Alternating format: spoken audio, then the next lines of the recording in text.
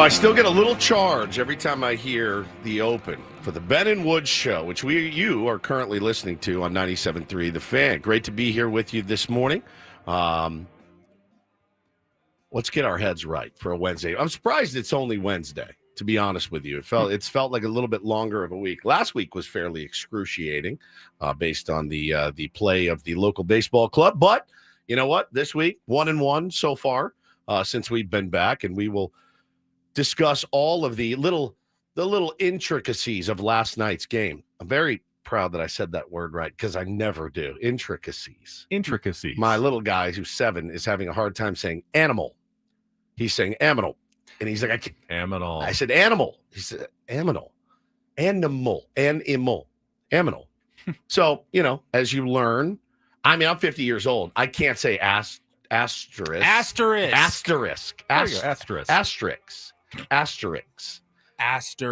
never ends.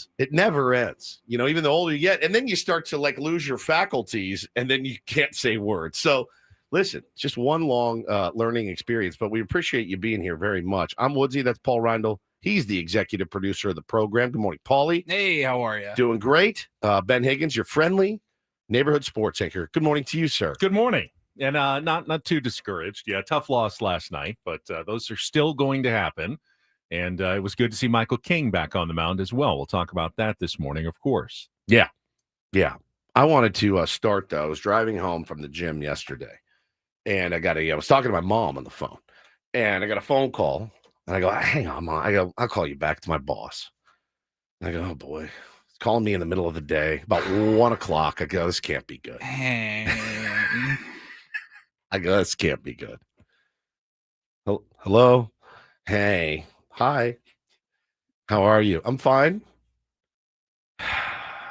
Just wanted to say, how you say I always only call you for bad news. I got Yeah. There's probably a lot of bosses it's true. Feel that way, like I'm only calling for the bad stuff. My heart kind of sank, and I'm like, oh God, what did I do? What did I say today that got an email sent? Whatever, right? Like, what's going on? And he proceeded to give us a lot of flowers and credit for the absolutely ridiculous ratings that came in for the month of August. Numbers that I did not know were really anyone was capable of. Not us, anybody. Like, I was like, whoa. And so I texted you guys and told you, and I'm sure you guys had the same reaction. Dude. And I wanted to take this moment to not only tell you, Paulie, and you, Benny, how proud I am of you guys and of us, but how thankful I am for this audience that has matriculated to this show over the years and has made us your show of choice. And honestly, surpassed all of my wildest dreams. Like my wildest dreams. You guys have done it. So thank you to the tier ones, the most dedicated, loyal, not always kind, but the most dedicated, loyal group of madmen and women that I could have ever dreamed of. So thank you guys so much. So much. I can't even thank you enough. We've had good months in the past. We've had really good months. We were trying to think. We've never seen a number like that. No, and it was kind of jarring to see it. It was like, holy crap. Clearly there's been a mistake. It was my immediate reaction. Anytime that happens where we do have a good month, for me personally, I think back to like the very beginning of this show at our old station with our old bosses, and the ratings share number that they hoped that we would get. Like they said, hey, if you can get this, that would be this show working. That should be your goal. To where we're at now, it's pretty remarkable. Like from what our goal was for when this show started to where we've got. Well, to do it as a sports show on a sports station, I just have no words. I really don't. I have no words, and I'm just so incredibly grateful and frankly, a little freaked out. I was a little freaked out when I got that number because you know how I operate. I'm like, nowhere going down. I mean, it's just like the worst feeling, you know? So, but it was so cool in the moment. I texted my parents, I texted my wife. You know, and the other part too is like, we get paid, right? We get paid. Typically sports radio, and this is not a shot at women, but we get kind of rated men 25 to 54.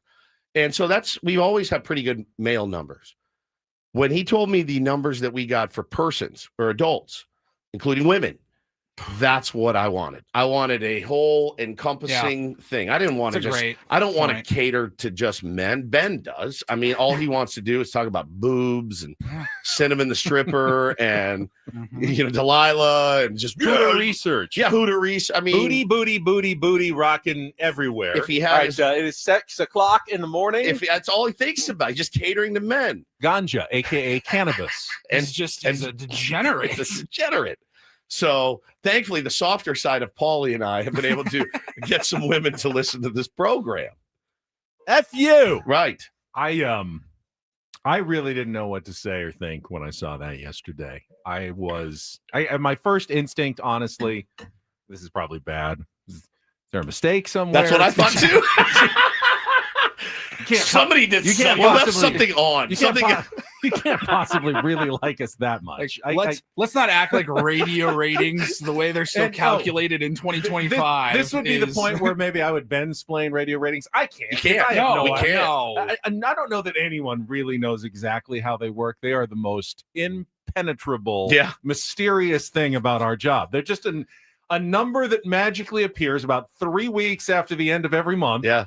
And you go, okay, or a week or two. With the technology at our hands in 2025, it's a ridiculous model. But it is the model. And until that changes, I'm going to say thank you very much for listening. But all I know is that, based on these weird numbers that I don't understand, last month, and when you compare it to every other morning show in San Diego, and no matter how you break it down, you guys made us number one, which is really, really amazing. It's incredible. And I wanted to thank everybody in the audience this morning, which is just, you guys are, as Wood said, absolutely incredible. Sometimes nuts, but absolutely incredible. Your passion drives us, gets me up in the morning, gets us all up in the morning. Yeah. I mean, really, really early in the morning to do this. And I don't even mind it anymore because I love coming in and doing the show with you guys. And for the tier ones, everybody in the chat, everybody listening on the radio, the app, wherever you're doing it right now, just, hey, thank you so much from the bottom of our hearts. Yeah, it's crazy. My camera went blurry. Somebody said, what's camera? It went blurry, but I'm not complaining. See what I mean about you guys being mean? I don't know what happened. Do I need to? You're a little blurry right now. No, I don't think someone smeared it. I think it just kind of... Your Wi-Fi. There you go. It looks like it's. Yeah, there you're back. Actually, back. Maybe it did work. That was amazing. Refocused. Man, I'm telling you, it was like a shot in the arm. I'm so glad you pointed out the adults ratings too. It was a goal that we set a long time ago. And we're like, hey, that will never happen. Let's set it and just forget about it and hope it happens. But when that happened yesterday, that's the one. I mean, the men number was huge, and then the adult number was really big. And I go, number one in adults? Yep. And for the month of August, and I go, that feels incredible. So, ladies, thank you. Thank you. I'd like to thank each of you personally at some point, just with a hug and a handshake. I'm a happily married man, but I am just so grateful. So grateful. I can't believe it. So we've pulled off the impossible. Now comes the really hard part. Trying to keep it there. How do you stay? How do you stay? That's even harder than getting there in the first place. Yeah. But I already can see the phone call from Woods in about a month from now. What happened? When we get September. What the F is going on, Paulie? Oh, man. But just incredible. Just an incredible phone call to get. And incredible. The giddiness that I had to then text Ben and Paul, and then waiting for the dots to appear from them of like, oh, and they're like, whoa, holy cow. My wife, my family, my mom, so proud of it. I called my mom back, tell her why I had to get off the phone. And she's like, man, I'm so proud of you. You've really done it. So it's just a great day all around. Then I was at the gym. Don't listen, babe. I was at the gym yesterday I finally got back to my gym in PB where I go. And when I tell you I'm the ugliest guy there, it's not even close. I mean, it's just not, it's not even a comparison. I'm the skinniest, creamiest, like skinniest legs. And I wore shorts yesterday, no tights. I really am stepping out. So I'm walking in there and look, it's covered in beautiful women. It looks like the Playboy Mansion, but they're actually exercising. So I just keep my head down, I keep my mouth shut, and I plow through my workout and try not to die.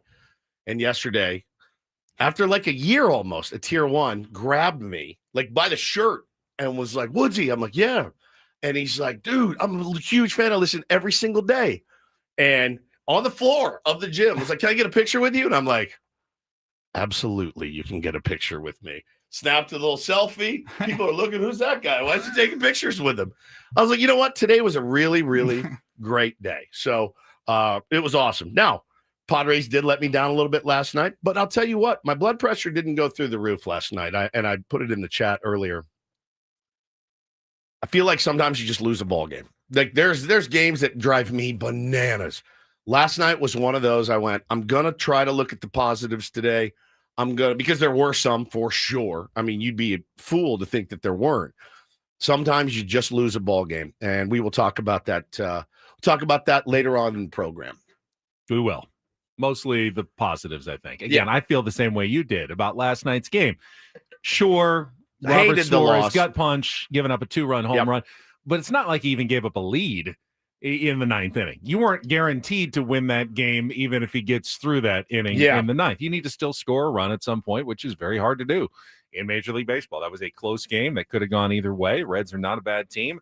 They're still fighting to the end of the season. And, you dropped one yesterday. How do you bounce back today? That's the question. And I do think today's game is one of the biggest ones remaining on the Padres schedule. One of the most pivotal games of the season. Not to make the playoffs necessarily. Right. But I think today is pretty critical for your San Diego Padres. As do I. And we're talking way too much baseball. And this is kind of a Padres story. I told you guys before, Ben, did you find any other examples of what's happening to me currently? I did not. Okay, but you did. You do remember. I thought I seen some people posting online about this, but I have not found the specific examples you were looking for. I'm dying to know if anybody in the listening audience also has had this issue. So, I told you guys the story. Our buddy Mailman Jack in LA listens every day. And Hi, Jackie. Hi, Jackie. He says to me with regularity, if I didn't know you as well as I do and have spent years around you and your best friend, I would think that you were lying through your teeth half the time. And I said, Jackie, I can promise you on this radio show, I have never, ever, ever made up a story. Never one. Never. And I don't really even embellish them. He goes, the weirdest stuff, and you guys know it. You've spent time with me. You send us the screenshots. I send you the screenshots, the pictures every day. And how many times do I just respond? I'm like, how do you attract this energy 24/7? It's 24/7. So Sunday we play baseball, and I come home and I put on MLB Network, and I turn on MLB Network, and it was like.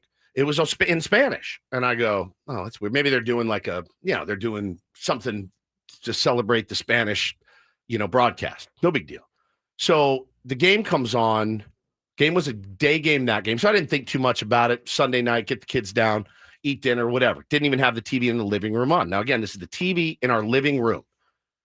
TV in our bedroom, no problem. Monday, time to watch the Padres. Put the game on, channel 83. I have Cox. I've had Cox for a long time. I enjoy Cox, but this might be an issue with Cox. So don't sell yourself short. You're a big fan of Cox. I'm a big fan of Cox, but Cox is expensive. It's way more expensive than it used to be. Cox used to be cheaper, but now something's wrong with Cox. How do we fix Cox? In my living room, channel 83 is in Spanish only. So the Padres game is in Spanish only with English subtitles. So I thought to myself, clearly I have two kids. messing with it's always the best part of being a dad. You guys messing with this remote? So they're messing with the remote. So you have They've Spanish done something. Cox cable. On one channel, I have Spanish Cox. Yes. Normal, the other ones are just regular Cox, but this one is Spanish Cox. So I go, this is weird. So I look for the SAP Okay, you're button. smart enough Yes. to do this. Working in television for as long as I have, you get emails going, idiots, you're in Spanish, and the answer is almost always Your SAP. you have pushed the SAP button, which stands for Secondary Audio Program. Did not know that. I thought it was Spanish audio program. Secondary Audio Program, which is a sub-channel, usually foreign language, and here, most of the time, Spanish, that is broadcast underneath the normal, English broadcast of your whatever you're watching. So I clicked the deal, and it says SAP, and everything else that is clicked is greenlit. SAP is not greenlit, meaning it's off, right? Subtitles is on. Subtitles are in English. So I'm like, well, this is weird. So then I turn to Fox 5. Fox 5 is on. There's no audio. Zero. It's just you're looking at a screen of the news. But your mute button is not on. Mute button's not on. So I'm like, I run to my bedroom and I put on 83 on Cox, the Padres game. Hey, it's Don Orsillo. I'm Tony Gwynn. And you're like, okay, this is run back in. Oh, hola. Bienvenidos. Yeah, bienvenidos. And I'm like, what is happening? So then I go to channel. So 5 doesn't work at all. No audio. I go to channel 10. Perfect. English, the whole thing. I don't know what is happening to our TV. So my wife hits me with she says this last night in bed. I'd like you to run point on this. I looked at her. I go, excuse me? She goes, I need you to take charge on this. I go, what? Me? I was like, I can't even download an app. I was like, you want me?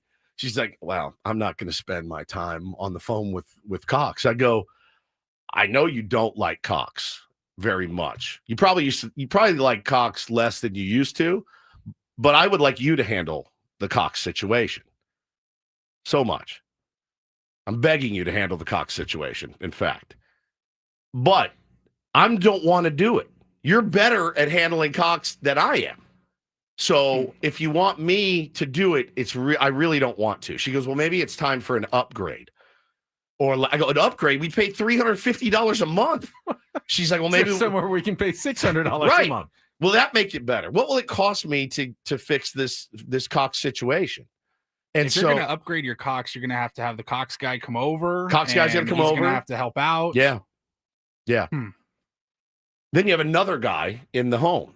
And so I thought, well, I don't want to do this. But has anybody heard of this happening to anyone? I saw someone, at least a couple of people, like last week or 2 weeks ago, saying that they were having audio foreign language issues with their cable provider. But I don't know. No one's saying in the chat. Usually someone in the chat will have an answer. That happened to me, and I haven't seen that yet this morning. I did. Okay, everyone's laughing, and I don't know why. I don't know why everyone's laughing either. We have a problem with Cox in our home.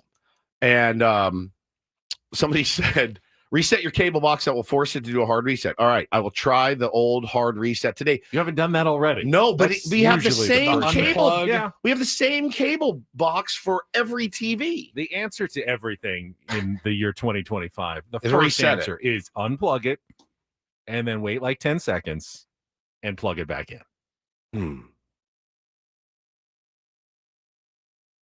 I've never heard anything like this before, ever. That is wild. It's really, really wild. And so, I mean, I actually watched a good piece of the game in Spanish last night. I did. I was like, all right, I put myself. What happened? So then, what? The whole game? Well, it was when I was in the kitchen. Oh, it's just that. I'll get a little snack. I'll get a little snack after everyone goes to bed. Now because I've been working out. I had a little fruit and a little protein. And that was my snack instead of like Doritos and stuff. So I was in there and I go, well, I want to watch it was like the 8th. So I put it on and I was like, all right, I'm just gonna watch it in Spanish. So I did. It was kind of entertaining.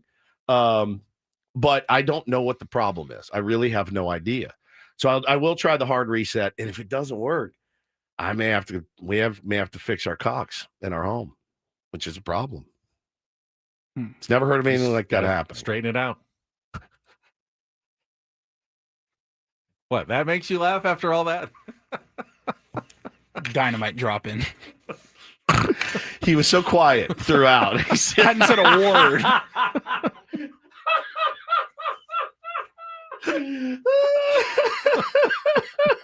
Oh, what a legend. What a legend. Well, I guess that's threw me for a loop. Why don't we take a little Kelly break for traffic, and then we'll come back and set the menu for the program this morning with Ben Woods on San Diego's #1 sports station, 97.3 The Fan. From the 855 Get Ross Traffic Center, protecting San Diego after accidents or injury, here's Kelly Danick. Traffic is sponsored by the kids of Caltrans. Good morning. We're waking up to a little patchy drizzle around parts of the county, so you definitely want to take that into consideration. We've already got several problems here. One of them is some large debris reported on the Sereno Valley Road off-ramp, South 805. Also a collision southbound 15 near the 163 appears to be blocking the HOV lane, and in the North County. Got a solo vehicle accident south 15 just past the 76. That's in the center divide. My mom, my papa, my daddy. Where's the Caltrans? On the freeway, right next to speeding cars. Please be careful. Be alert. Be work zone alert. Brought to you by the kids of Caltrans. All right, coming up on the Wednesday edition of Ben and Woods this morning, we will go through the Padres crap up. It was nice while we had some crap ups, but got to go through the loss yesterday to the Cincinnati Reds. Got the series rubber game coming up later today, and the Padres, I think, again, very critical game. I'll explain why. I think today's game in particular is one of the most pivotal remaining. Just 17 games left in the season now. Oh, that's crazy, 17 games left. And while the Padres did lose a game in the standings to the Dodgers yesterday, I do believe the pathway is still there for the Padres to win the NL West. Yeah. But I feel like it requires a win today. It feels in like my mind, today is might be the one that decides the whole season by the end. I went through like the entire schedule of every go. You don't know what's going to happen. Sure, yeah. I looked at it and I go, I can definitely see this one being the pivot point of the rest of the season. So we will talk about that. We will pay off the Incorporator. Did Jesse get soliloquy into last night's broadcast? It came late, but Paulie's got the audio for you. We'll play that coming up in our 7 o'clock hour, and we'll have all of our regular features as well. Don't do this. Take on Woods, another chance to qualify for the trip to Las Vegas to see the Eagles at the Sphere, the huge grand prize for this month. We had our first qualifier yesterday. Maybe you can be number 2 at 8:20 this morning. Got our Randall report in our 9 o'clock hours. We had until 10 o'clock this morning on Ben and Woods. Yes, sir. And I did tweet last night. The Mason Miller to closer narrative starts at 6:30 sharp. And we will talk about that and why it's mostly just a coping skill for me. But we will talk about it. I did see it got a lot of action. As the narratives lately, the last few weeks, have gotten a lot of action. So we will talk about our newest narrative here on Ben and Woods. All right, it's all coming up next. We'll start with the highlights. We'll go from there. Thank you for joining us. Thank you for making us your choice in the morning, San Diego. Incredible. We appreciate it greatly. Thank you so much. Paulie, Ben, and Woods on San Diego's #1 sports station, 97.3 The Fan. And you know what? We're just trying to do a little service here for all those tier ones who are listening this morning and recommending, if you have not done so yet, get your legal affairs in order, your estate documents. That means a will or a trust to take care of your family in case something should happen to you. And hopefully it won't for a long time, but you just don't know. And if you pass away without a will or a trust, you can leave your family in a real bind. Yeah, I mean, they're already in a bind because they lost you. Hopefully, they're very upset about it and sad. But, let's not make it worse on them. Handle your business. That's what it boils down to. And I speak now from my soapbox that I wasn't even on 9 months ago. I couldn't have said it to you 9 months ago because I didn't do it. But I went to trustandwill.com. Use the code radio20 and you'll get 20% off, and which is a great deal. They keep it affordable. And most of all, Benny, they keep it simple. Yeah, it takes for us about 20 to 30 minutes. Your mileage may vary. Couple innings, right? Yeah, just a couple innings of baseball while you're watching a game. You can do this just on the couch.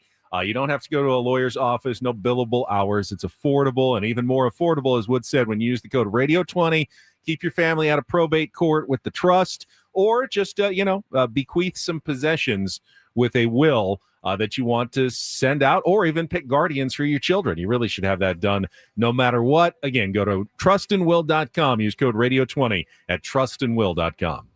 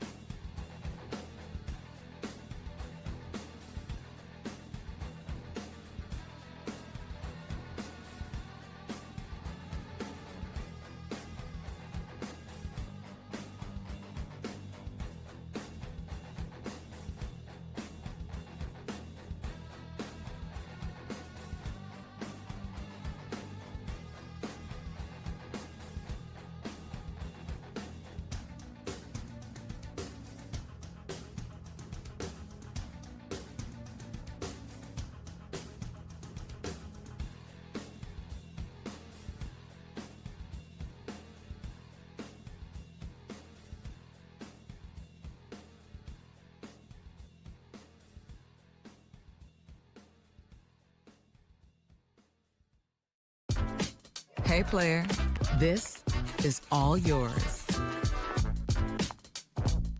This room with this view. This speakeasy with this cocktail. Hey, could you make that too? This spa with this. Ah. And this pool on this roof. This is all for you. The all-new Hamul Casino Resort, now open.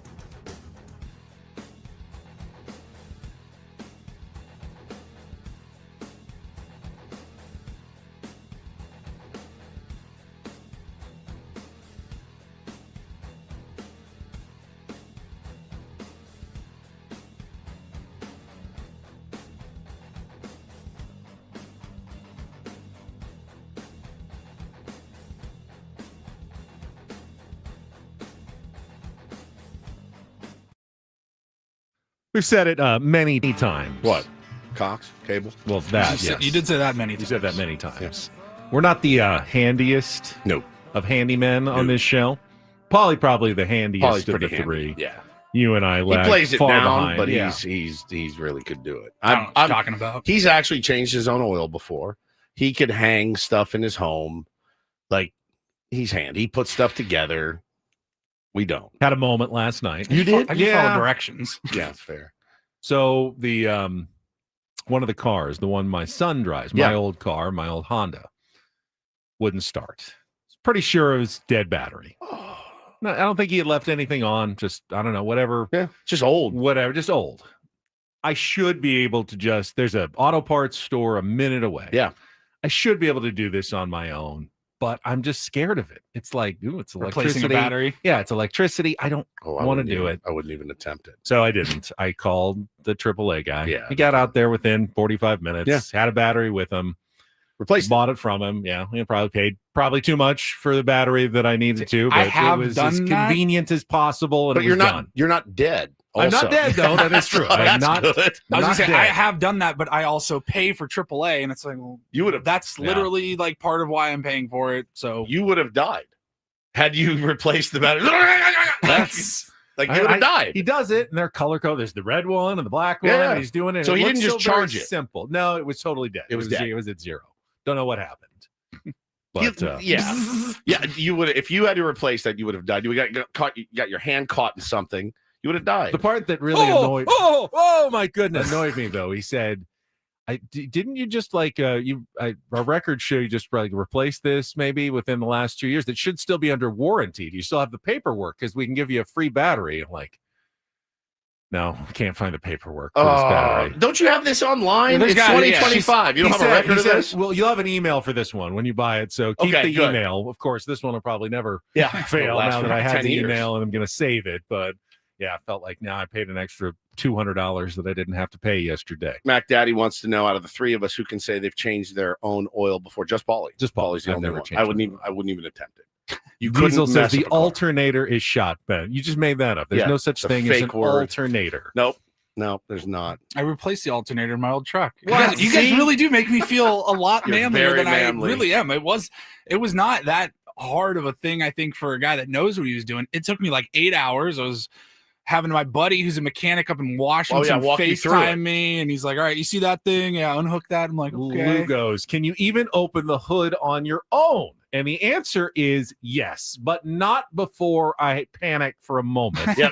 I find first, no, that way that's the gas release. Here's the hood release. So I hear that click. I go, okay, that's good. The hood is now released, but it's still not open. You try to pull it, and it's like it's not opening. I go, I know there's a latch here as well that I have to find, and I kind of start reaching under and feeling for the latch. And I go, I'm never going to be able to find it. This is going to be so embarrassing that I can't even get the hood up. But then I feel the latch and it pushes and I open it and I take that little stick and I stick it into the, the hood hole. So it stays up. And I go, hey, you still have a stick in your car? How old is it? Because mine just goes up and stays up. No, I need to actually. This was my old car, like 150,000 miles on 2016 or 17 Honda. And I put the stick and it stays up and I go, I feel pretty accomplished. I was able to get the hood open and staying open for the guy that I'm paying for the real man to come. To actually replace my battery. Frioles says in the chat, be a man. And listen, I'll die on this hill. A man knows his limitations. Okay. I know my limitations. Therefore, I am as manly as anyone because I know what I can and can't do. And I know what I should and I shouldn't do. Also, I like to keep the economy going. I like to go to Valvoline Instant Oil Change. Keep those guys employed. I like calling handymen. Keep those guys. I pump money into this economy like nobody's business. People helping people. It's me. I am the great economist. This world doesn't survive without guys like me. Plumbers, house painters, guys that do a hard job. Without me, these guys are out of work. So that's how I look at it. Yes, ladies and gentlemen, your president, 2025. All right. I am a creator of jobs. Truly. My payroll is so large It is so large. And all I do is funnel money back into this great city of ours. So instead of mocking me, you should be thanking me this morning. And that is it for me. Let's talk some Padres All right, let's baseball. check traffic with Kelly, and then we'll get into the crap up, and we will talk about what happens both in the early innings and in the ninth inning. Woods may be ready for a closer change for your San Diego Padres. I really just like to get under Schulte's skin. I think that's pretty much the impetus for this. Hey, listen, we can talk about why it may make sense or why it may not make sense. I think that's a valid baseball conversation. There's a conversation. Yes. That is coming up next here on 97.3 The Fan. From the 855 Get Ross Traffic Center, protecting San Diego after accidents or injury, here's Kelly Danick. Traffic is sponsored by the Oceanside Police Department, now hiring public safety dispatchers. A couple of problems on southbound 15. One is this collision right at the 163. Two left lanes are blocked. And in the North County, solo vehicle accident, south 15, just past the 76. That's in the center divide. The Oceanside Police Department is hiring public safety dispatchers, earn up to $87,000 a year. Lateral bonus is up to $11,000. 12-hour shifts, 3-day work weeks, paid holidays, benefits, and retirement. Apply at joinopd.net. I'm Kelly Danick with Ben and Woods, San Diego's #1 sports station, 97.3 The Fan. It's a shame if they lose. You got a problem. Oh, a shame indeed. I couldn't agree more. Here are the lowlights from yesterday's game. What the heck happened? Are you kidding me? Can't even believe it. It's the Padres wrap-up. presented by Hamul Casino Resort, the player's place. We'll give it 16 minutes of salt, and then we'll, get back on the pump and figure it out. 1 out, nobody on. Sal Stewart starting at first base here tonight for the Reds will stand in. Right-handed batter swings at the first pitch, hits it in the air, high and deep to center. Merrill is at the wall. This one gonna go. Oh boy, what a moment for Sal Stewart. His second major league home run. And as he rounds second and heads to third, he's going to be able to make eye contact with Manny Machado, his big brother, as he calls him, his mentor, one of his best friends. And he comes all the way home to score after a long home run here in the top of the first inning. Here's Will Benson, first pitch swinging, and he hammers it to deep right, way back and gone. No doubter for Benson, his 10th of the year. And the Reds get their second home run of the night to go up 2-0 here in the second. Swings to the first pitch, sends it in the air to deep right center. Fernando is back. He's at the wall. He leaps up. He reaches over, and he made the catch. Oh, unbelievable. Throw back to first. O'Hearn had to come off the bag and could not tag Lux for the double play, but hang a star for Fernando Tatis Jr., who just robbed another homer. Not running, and Merrill rips it on a line over the head of Stewart and down the right field side. It'll bounce and roll into the corner. Laureano's at third. He's going to be waved by Tim Leeper. Throw comes into the cutoff man. No play. Merrill head first into third. Another triple, and this one puts the Padres on the board. It's 2-1. Runners stay, and the pitch lined into left field sharply at Hayes. He'll make the catch. Tagging at third is Merrill. He's on his way as the throw goes to second. A sac fly for Cronenworth, and a tie game here in the fifth. Stevenson swings, hits it in the air deep down the left field line towards the corner, and gone, a home run. Tucked it into the first balcony of the Western Meadow building, just to the right of the yellow line. And a 2-run homer here in the ninth inning for Tyler Stevenson has put the Reds back on top. It's 4-2. Sheets has flown out. Laureano is grounded out. And now 0-2 on Merrill. Pagan ready. Here's the pitch. Jackson swings and misses. Strike three. Got him to go after a ball in the dirt. And a 1-2-3 ninth inning for Emilio Pagan to pick up the save. And the Reds get a 2-run homer in the ninth from Tyler Stevenson to win this game by a final of 4-2. Bullpen's great. Bullpen's been fantastic, as we know. Robert's been terrific. It was 2 quick outs, and then the 4-pitch walk to Lux, and then sinker that ran into his barrel, and he's a strong kid. Obviously, he almost went deep to right field, and put a swing on him, and got it out of there. But Robert's been lights out, pretty much all year, and definitely since the All-Star break, and so he's it's been great. He's proved he's human today. Yep, he did. He proved he was human. And again, I looked at that game, and as I'm trying to keep my blood pressure down for my health and things like that, it didn't really spike last night. I thought all in all, the results notwithstanding, it was a pretty good baseball game. Michael King, I thought, pitched really, really well. For his first outing back. 2 solo home runs, done. I'll take it. Ball was moving. Didn't get a lot of whiffs yesterday, Benny, but the ball was moving, and it had that Michael King movement, and you know that there's more there in the tank, right? Yeah, it was. I'm not going to go so far as to say the Padres actually won when they lost. They kind of won when they lost. This was if that's the new narrative, this was in the baseball, same scenario. Same exact the scenario. Dodgers won when they actually lost because, it was Shohei. Ohtani who came Shohei. back. It's fine. Yeah, Michael King came back. That is an extremely important thing for the Padres going forward. Correct. And he looked pretty much like Michael King. Yeah. Now, he said afterwards, my command was off. Fastball command, even off-speed stuff, wasn't where I want it to be, but it was moving enough that other than 2 pitches, he was able to pitch very effectively for 5 innings. And that is now 5 straight starts, 1 entire trip through the Padres starting rotation. And no one would have seen this coming 5 days ago. Yeah. You're heading to Coors Field, and then you're coming home to face the Reds, and you've got nothing but crummy starting pitching for almost 2 weeks. And every single guy took their turn and gave you a good performance. At least 5 innings, 2 or 3 runs or less. Some went even 6. It was just what the doctor ordered for the San Diego Padres these last few days. That is undoubtedly good news, and seeing Michael King back on the mound was fantastic. And the bullpen, Estrada, Peralta, Mason Miller were outstanding. No runs, 1 hit between those 3 guys.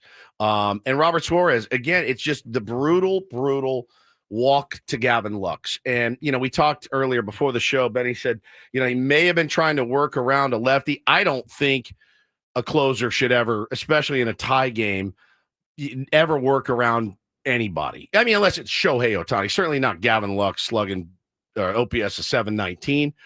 I think he just missed his location. And again, the pitch that the guy hit out was a sinker, like Schulte said, down and in. He threw the head and he got it out. Like you said, he's a strong kid. But man, it just, you look at that, Benny, and you go, all right, your immediate knee-jerk reaction is, well, Mason Miller, who has given up, 2 runs since he's been here or something, striking out 50% of the batters he faces. Wasn't one of them like the first? It was the second game to Lourdes Gurriel, right? I was in Hawaii. That's how long ago that was. He's been outstanding. So I think you look at it and you go, well, clearly there needs to be a change in closer. And Schulte has done a good job in finding the matchups and the lanes and things like that this season. And we always say it too. Let's get Mason Miller for the top of the order. And that's exactly what he did. He had Mason Miller out for Friedel, Stewart, and... It was Friedel and Stewart. Suarez got De La Cruz and Hayes, the 3 and the 4 hitters, to start the inning. I think there is certainly a conversation to be had if the season is on the line and you have a choice between the 2 guys, Mason Miller or Robert Suarez, to go in and pitch. And I mean, throw in Adrian Morejon as well, who's been fantastic. The choice, I think, is fairly clear. If there is 1 inning left, it's the 9th inning of Game 7 of the World Series, and both of those guys are fresh, and you need to protect a 1-run lead. I would rather have Mason Miller in the game, all things being equal. Now, I don't think last night's game is the argument to be made. I think Mason Miller was used in the proper spot in last night's game. Friedel has been tough against you guys. Stewart had already hit a home run. He got through a tough lane in the 8th inning. The 8th inning is often where the game is won or lost, sometimes much more so than the 9th inning. And if the Padres had scored in the bottom of the 8th, like 2 or 3 runs, I think he would have been fine, and it probably would have been a different outcome for Robert Suarez. Always tougher for a closer to go into a tie game than having a lead. The pressure is no longer so much on the batters to have to score the run. And don't forget, they asked Robert Suarez to get 5 outs the night before on Monday. Yeah. And then he got 2 more, so that's 7. So this is now the 8th and 9th batters he's faced in very high leverage situations in 2 days. I'm not saying it's malpractice to put him out there. He was your guy. This is what happens, though, when you lose Jason Adam. This is the first time that we've really seen the loss of Jason Adam perhaps come back to hurt the Padres a little bit, because had you had Jason Adam, he probably would have pitched one of those innings. You still would have had Mason Miller. You might have saved Robert Suarez for extra innings at that point because he had pitched the day before. Just a little bit less depth can come back to bite you in a game like this, especially when you played another close game the day before and used your high leverage relievers. Doesn't mean they misused them, though, in the game. No, and here's the thing. It really where it starts is with the offense, or lack thereof, from the San Diego Padres. 0 for 6 with runners in scoring position. Top of the order. Toddy 0 for 3 with a walk. O'Hearn got a knock, 1 for 4. Manny, another 0 for 4. Sheets 0 for 4. Laureano 0 for 3. Got on base with a walk. Merrill had a great game. I mean, Jackson Merrill had 2 of the 3 hits. And after that, Iglesias, nothing. Cronenworth, nothing. Arise, nothing. Fermin, nothing. Elias Diaz, nothing. Will Wagner, nothing. I mean, 3 hits. 3 hits, 2 runs, 6 left on base. It starts and stops there. Zach Littell had given up more homers, I think, than anyone in the big leagues. The thing that bugs me is nearly gave up a couple. Nearly gave up a couple. Yeah, mean, Iglesias almost got him. Sheets almost got him. Yeah, but Michael King almost gave up. Another one too. I'm not saying the Padres should have won that game. I don't think the offense was like dismal. I didn't look at their at bats and go, these are horrible at bats. Had some lineouts, We didn't hit a lot of balls hard. I mean, a couple balls hard. Iglesias was hit hard. Great play by Will Benson. The game against Kyle Freeland, that was nothing going on. This was kind of baseball. This is a game that happens. Yep. You're going to lose some of these. There's a reason why every baseball team loses 60 games. Correct. Because you play games like this and you're not going to win all of them. The thing that bugs me, and I think is bugging Padres Nation right now as well, why do other teams that also don't hit home runs come into Petco Park, and now it's like Cincinnati's ballpark? For them, that's the place where you're supposed to hit bombs. They don't have a lot of home run hitters, and they've hit 5 home runs in 2 games. Well, the first explanation would be the Padres just have horrific pitching.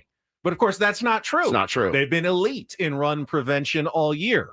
So that doesn't make sense. But you're absolutely right. So many teams come in and have hit more home runs against the Padres than they usually hit in a ballpark that doesn't give up that many home runs. The Cincinnati Reds came in and, everyone was blaming me for pointing out that they have not hit a lot of home runs. I was surprised on Monday when I pointed out that they have no 20 home run hitters, that they have not been going deep very often, but that was very true. And in fact, since the All-Star, and letters to AJ actually tagged me in his comment, he said, since the All-Star break, they are second to last in home runs. They're dead last since the trade deadline. They're 7th worst in baseball all season in home runs. They're a team that has not hit home runs until the last 2 nights, when they have hit them on a pace that would make them the best home run hitting team in all of baseball. Yeah. Doesn't make a lot of sense. Why us? Why against us? Otherwise, why not for us? Otherwise, they couldn't get a runner in scoring. They went 0 for 2 with runners in scoring position. They had no offense at all last night. They had less offense than the Padres, other than 3 swings. They had nothing going on last night. The Padres pitching dominated, other than 3 swings last night, which cost them the game. It's a tough thing to correct. Like, do everything you've done for the 72 other good pitches, just don't throw the 2 bad ones. That's a tough thing to correct. Like, there's not a lot there to correct other than when you make a mistake, keep it in the yard. You're still talking pitching, and I'm talking hitting. Why don't we hit? No. Why can't we hit home runs at Petco Park like other teams hit? Well, we don't hit home runs anywhere. That's true. That's true. So I don't know. I mean, look, somebody in the chat said fire Victor. I don't think that's the answer necessarily. Victor's not taking the swings. Somebody asked me the other day, Woodsy, can you honestly say that these guys are prepared for the game? I said, yes. Yeah. That I can say. It's the big leagues, right? That I do know. They're very prepared baseball. The approach, we've talked with Eno Saris ad nauseum about the approach of letting the ball travel. It's contact. They don't strike out a ton. These are inherently good things. But when you have sluggers on your team that aren't slugging, you have to look at what's going on. And you saw Manny just miss one last night. Cameraman got me. I will admit, cameraman got me good. I thought that was out. It wasn't. Don got it. He did not get excited, and I go, I think this is a camera issue, and it was. And the thing is, man, is like if hitting balls to the wall was cool, we'd be Miles Davis. No one hits balls to the wall that almost get out of Petco Park more than we do. The other team comes in, they're really comfortable hitting there. Purple says we signed Schwarber, he becomes a slap hitter. Yeah, bats 260 with 12 home runs for the Padres. Have It's not terrible. talked about the play of the game, though. Fernando Tatis Jr. does it again. Yeah, he did. We can get to that and the Incorporator with Jesse Agler. Hour number 2 of Ben and Woods coming up next on San Diego's #1 sports station, 97.3 The Fan.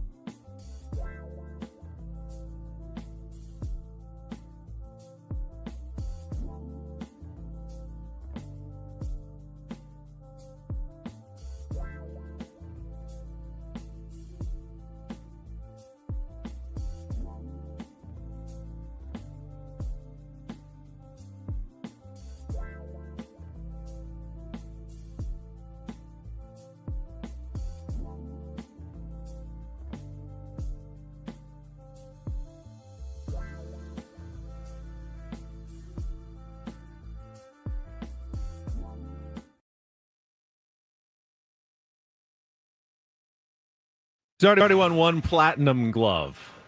I'd almost be shocked at this point if he didn't win a second platinum glove this year. Of course, I'm talking about Fernando Tatis Jr. Welcome back. Hour number 2 of Ben and Woods here on a Wednesday morning. It's Fernando Tatis Jr. He was taking, I don't know if you saw this, he was taking ground balls at short before the game yesterday. He does that. I was going to say, he does. It's not uncommon. It's not uncommon. He's actually, I believe, told us when we talked to him once or twice at spring training. It's been a while, but he likes doing that even when he's in the outfield, just to stay sharp, and it's just part of his routine. Likes to go out there. He doesn't do it every day, but it's not an uncommon sight.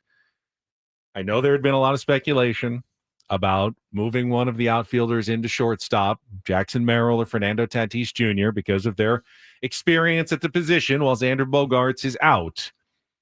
But can we all agree it'd be insane to take Fernando Tatis Jr. out of right field? It would be bananas at this point. Yeah, he's not just a great outfielder. He's the best defender in the game. Yes, playing out in right field. Correct. You should never move him. No. He's in the right spot. And what he has done. Yes. And AJ Cashville went back just to figure out the numbers. Home run robbing catches are the most spectacular play in baseball, right? Defensively, certainly. They're rare, though. I mean, they have, if you get one in a season, you've done something pretty amazing, because you can't control. The ball has to be in a specific window. It has to be within 1 to 2 feet over the wall, or you have no chance to catch it, or it's not a home run robbing catch. It has to go exactly, 379.2 feet in the right spot for you to even have an opportunity to rob a home run. And then when you do, it's really, really hard to do, because you can't camp under it. You got to climb a wall. You got to jump, time your leap. It is very, very hard. We all know this. AJ Cashville went back and just counted now. In the last 27 games at Petco Park, Fernando Tatis Jr. has robbed 4 home runs. 4. That's a career. That's more than a career for most Major League Baseball outfielders. I doubt that there's more than a handful of outfielders in the history of Major League Baseball who have robbed 4 home runs in their entire lives. And he's done it 4 times in the last 27 games. He's outstanding, man. It's just an outstanding transition to the outfield where, again, you mentioned he's already won one. He's going to win another one this year. He has to. I mean, he is far and above the best right fielder in the game. No question. And yeah, the thought of moving him back to the dirt makes no sense to me. Zero. But Jackson Merrill did make a little bit of sense, being that he's a little bit, closer to having played shortstop, albeit at the minor league level, which, that's what my question was about. Jackson Merrill has also been a very good, and Mike Schilt would say elite center fielder. They can replace him with a very good center fielder in Ramon Laureano if they need to. You can't replace Fernando Tatis Jr. in right field. No one can. No one can. There's no one who could do it. It's incredible. I only wish, and he only wishes he had pulled off the double play. Yeah, I mean, good throw gets him. Yeah, like he had him. He had him, and you could tell. You could tell he was so bummed. O'Hearn made a nice effort on it. O'Hearn had a nice game defensively as well over at first. And, again, begs the question of what the most optimized lineup looks like for the San Diego Padres. And, we'll see. We'll see what Schilt decides to do. My thing, too, and we talked a little bit about this about it this morning before the show, was so you put your better defensive lineup out to start the game with Jose Iglesias at short. He is a better shortstop than Jake Cronenworth. But that being said, Benny, you late in games, right, where defense still matters very much, and you're in a tie game, then you go to Croney at short, Arise at second, O'Hearn at first. Why not just start that way? Why not just start that way? Are you sacrificing, you're sacrificing a bat out of the lineup? Certainly, whether it's Sheets, O'Hearn, or Arise, they're on this little rotation now. But I think you could get all you can. I don't think we know. You can get all of them in the lineup. We saw it for at least a game if Croney starts it short. But why? So late in the game, in a tie game, when defense also matters very much, then you're going to put your weaker defense out. So Mike Schilt's explanation, he talked about this before the game, and it made some sense. He said with Michael King on the mound, you expect him to induce more ground balls. So early in the game, go defensive, especially on the infield because Michael King's out there. And then later in the game, when you've got your strikeout pitchers like Mason Miller, Robert Suarez in, you're not expecting as many ground balls. You can risk it a little bit more because you need offense. When you're tied or behind. But you need offense early. This team especially, I think, get that. needs. I get that. I mean, this is his calculus. And I certainly understand his calculus. You know, the other day when he started Jake, he said, who was it on the mound? More of a fly ball pitcher. Was it Pivetta? It was Pivetta, I think. He said, more of a fly ball pitcher.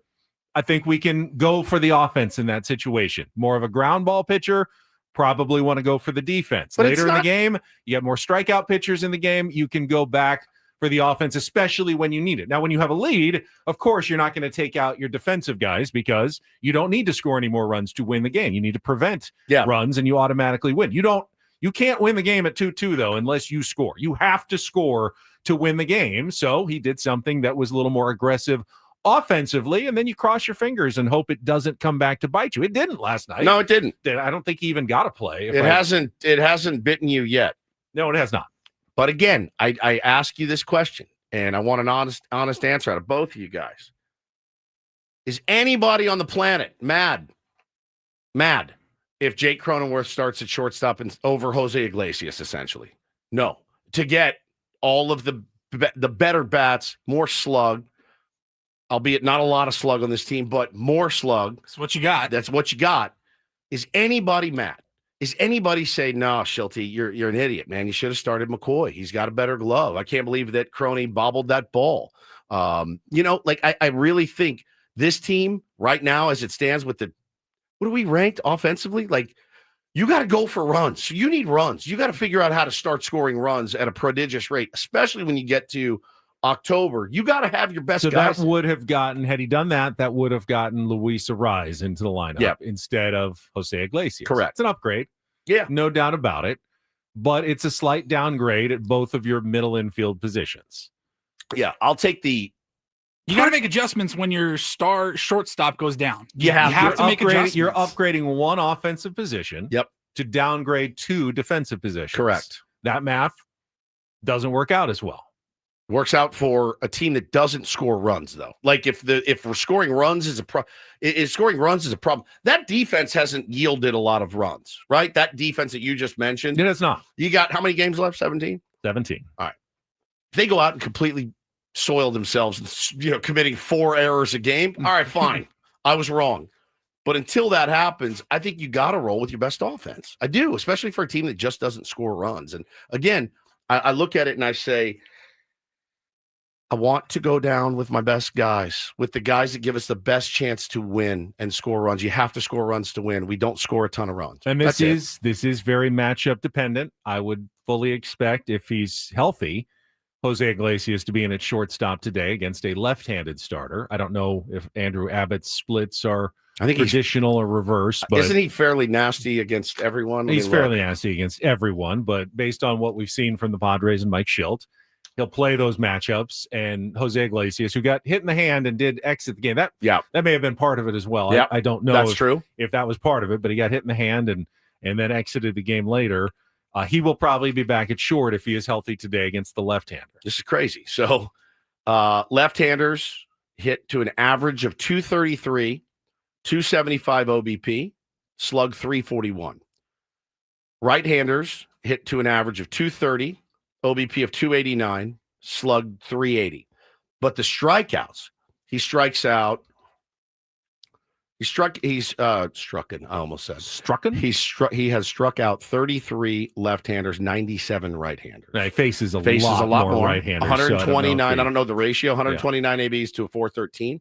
That's probably about the same. 4-1. So he's pretty even on both sides. Pretty even on both sides. Maybe you got a slight advantage with a right-hander based on what I just heard, but very, very small. Yeah. He's tough against everybody. He's tough. Been bad his last couple of outings. So have a lot of guys. Yeah, that come in here and hit the get right gang at the time. Been very good against the Padres in the past, though, as Littell was as well. He shut down the Padres earlier this season, not with the Reds, but with the Rays before he was traded at the deadline to Cincinnati. So he's had 2 good outings against the Padres this year. Yeah, so it's going to have to come from the offense. They're going to have to find a way. You can't keep saying it every day, but that's really just kind of where we're at, Paulie, Incorporator time. Jesse Agler joined us yesterday, as he always does on Tuesday in our 8:35 segment, and gets a word that he's got to incorporate into that night's radio broadcast. Here's what we had for him yesterday. Here is your word today. Pauciliquy. Pauciliquy. Pauciliquy. Easy to Pauciliquy. say. Pauciliquy. It means brevity or using very few words. Okay. Which is a great word. I didn't know that word. Pauciliquy. I didn't either. And yesterday I was sitting there and I was waiting.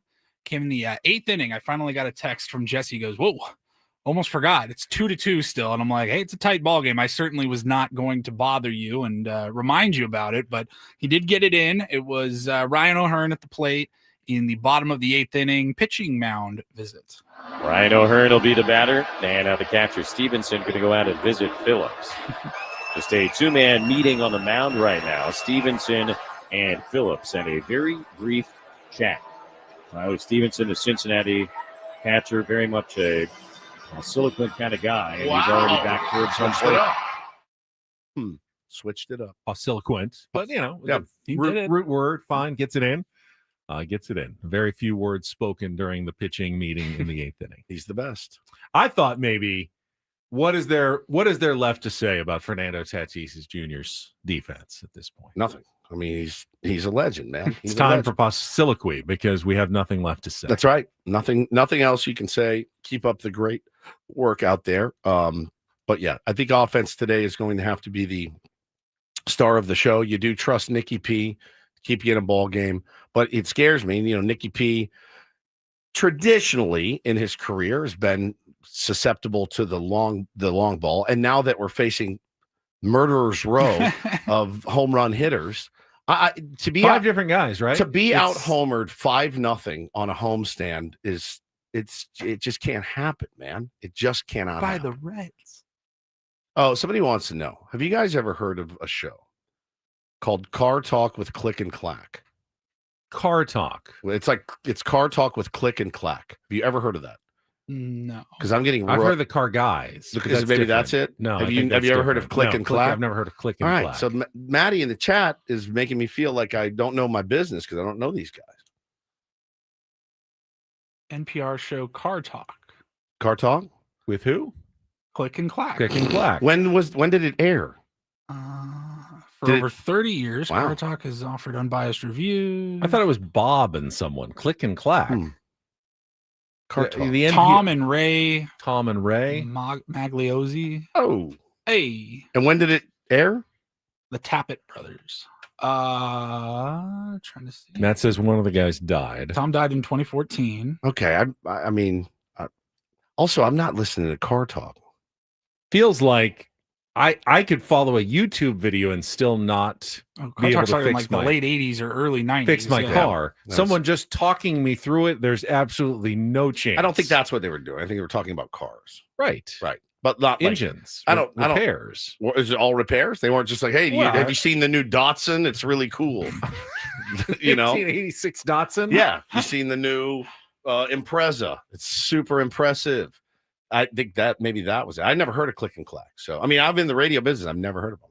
I've heard of Car Talk on NPR for sure because it's been around forever. They did give diagnosis advice all the time. Yeah, I think, you called in and say, hey, I'm hearing this sound in my engine, or I'm getting a knocks and pings. Remember the ads where the gas would fix the knocks and the pings? Of course. I've never had any, I don't think any knocks and pings in my engine. It was on Sundays in the 90s.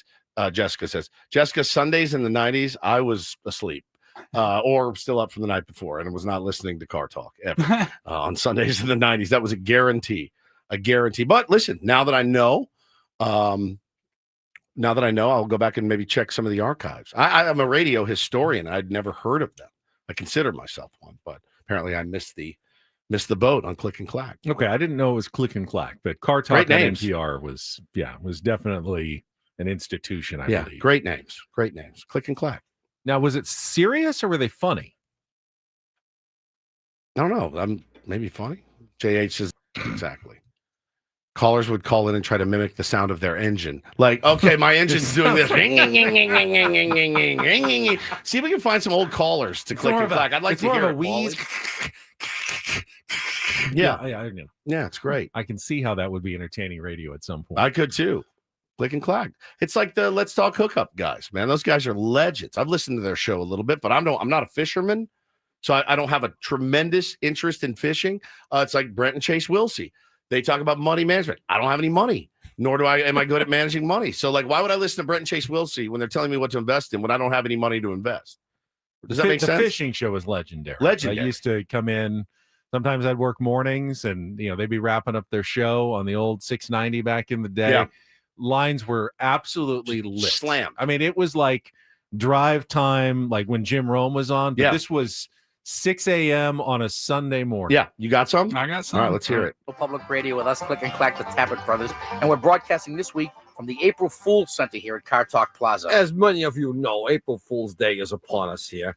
And we have to admit, we never really know what to do about Well, in general, I mean, it's a joke that we're on the other 51 weeks, right? I mean, if Scott Simon comes in on April Fool's Day and does something strange, people will say, ooh, it's April Fool's Day. But what could we possibly do as an April Fool's joke? What is that accent? That would cause anyone to even pay attention? Nothing. Well, we could give out a right answer. They're from Well, maybe Cambridge, we can, not Massachusetts. insult anybody. That would be good. We could be nice to our producer, Dougie. Nah. They're New Englanders. If you have a question Hold it. You're trying to sneak by here. I got all kinds of stuff to read to you. I was hoping that in your dotage, yeah, I would be able to slide stuff past you. You guys feel smarter? I don't know. I didn't hear a lot of car talk yet. But maybe they were just there to be your friends and entertaining. Maybe. It doesn't pump my nads on the first listen. So why should the recorded number of head injuries per battalion increase when the men were wearing metal helmets rather than cloth helmets? We're talking football. And I know now. the answer too. Okay. Well, it's just an example of how statistics can lie to people. Yeah. And have people crying out, "I knew we shouldn't have been using those." Right. Get damn rid of those helmets. And the All right. Legends in the biz. Apparently so. Click and clack. Somebody says, I only listen for clack. Oh, He's not a well. click fan. Their accents sound made up. It sounds like we're in here doing a bit. That's all he says to the guy. All right. They grow on you, says Michelle. Hard to explain. I get it. That floats your boat. I'm glad that you listen. Thanks for supporting talk radio. That's what that's Click is clown, but clack I can listen to. One of the best tweets of all time. Woods is clown. Woods is clown. Ben I can listen to. It's a common sentiment. We've got Don't Do This is coming up next. Some absolutely ridiculous reporting coming out involving this Kawhi Leonard scandal. They're taking it out to the next level and digging up some of the old receipts. Leave my man alone. I don't know. I mean, it's a weird story. I don't necessarily blame Kawhi, but the details are pretty funny at this point. We'll get to that coming up next. Don't go away. More Ben and Woods coming up on San Diego's #1 sports station, 97.3, The Fan. First up, though, SDFatLoss.com was how I lost my weight a couple of summers ago. Lost 40 pounds in 60 days, and that is not outside the norm of what you can expect when you follow along with their program. Doctor developed, and then you've got your coach, your counselor, who's going to help you every step of the way. Lose up to a pound of fat per day and 10 to 20% of your body weight in just 60 days. And what makes SDFatLoss.com so different, again, it's based on real food, stuff you eat at the grocery store. You can even eat out and still lose weight. There's no bars, there's no shakes, there's no injections, and no exercise necessary to lose the weight. They'll change the way you eat. They'll change some of your habits, but I could do it, and I love eating. So if I can do it, I know you can do it as well. Tier 1s have lost thousands of pounds in San Diego on this program. You could be the next. All you have to do, sign up for a free consultation at sdfatloss.com. They'll explain the program, and when you mention my name, Ben from 97.3 The Fan, you're going to get $200 off right now to change your life by losing the weight and getting rid of some of the back pain, look better in the mirror, whatever it is you're looking for with weight loss. It's definitely going to improve your life like it did mine by going to sdfatloss.com. That's sdfatloss.com. Results may vary.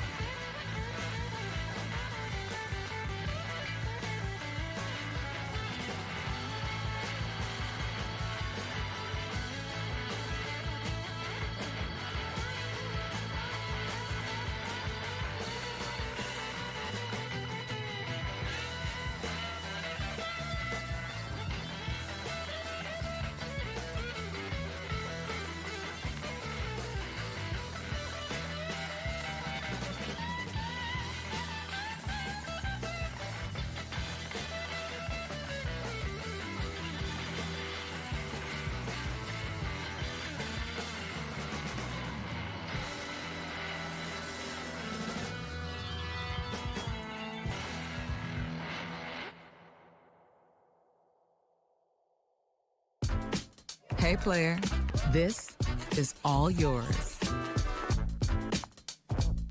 This room with this view. This speakeasy with this cocktail. Hey, could you make that too? The spa with this. Ah. And this pool on this roof. This is all for you. The all-new Hamul Casino Resort, now open.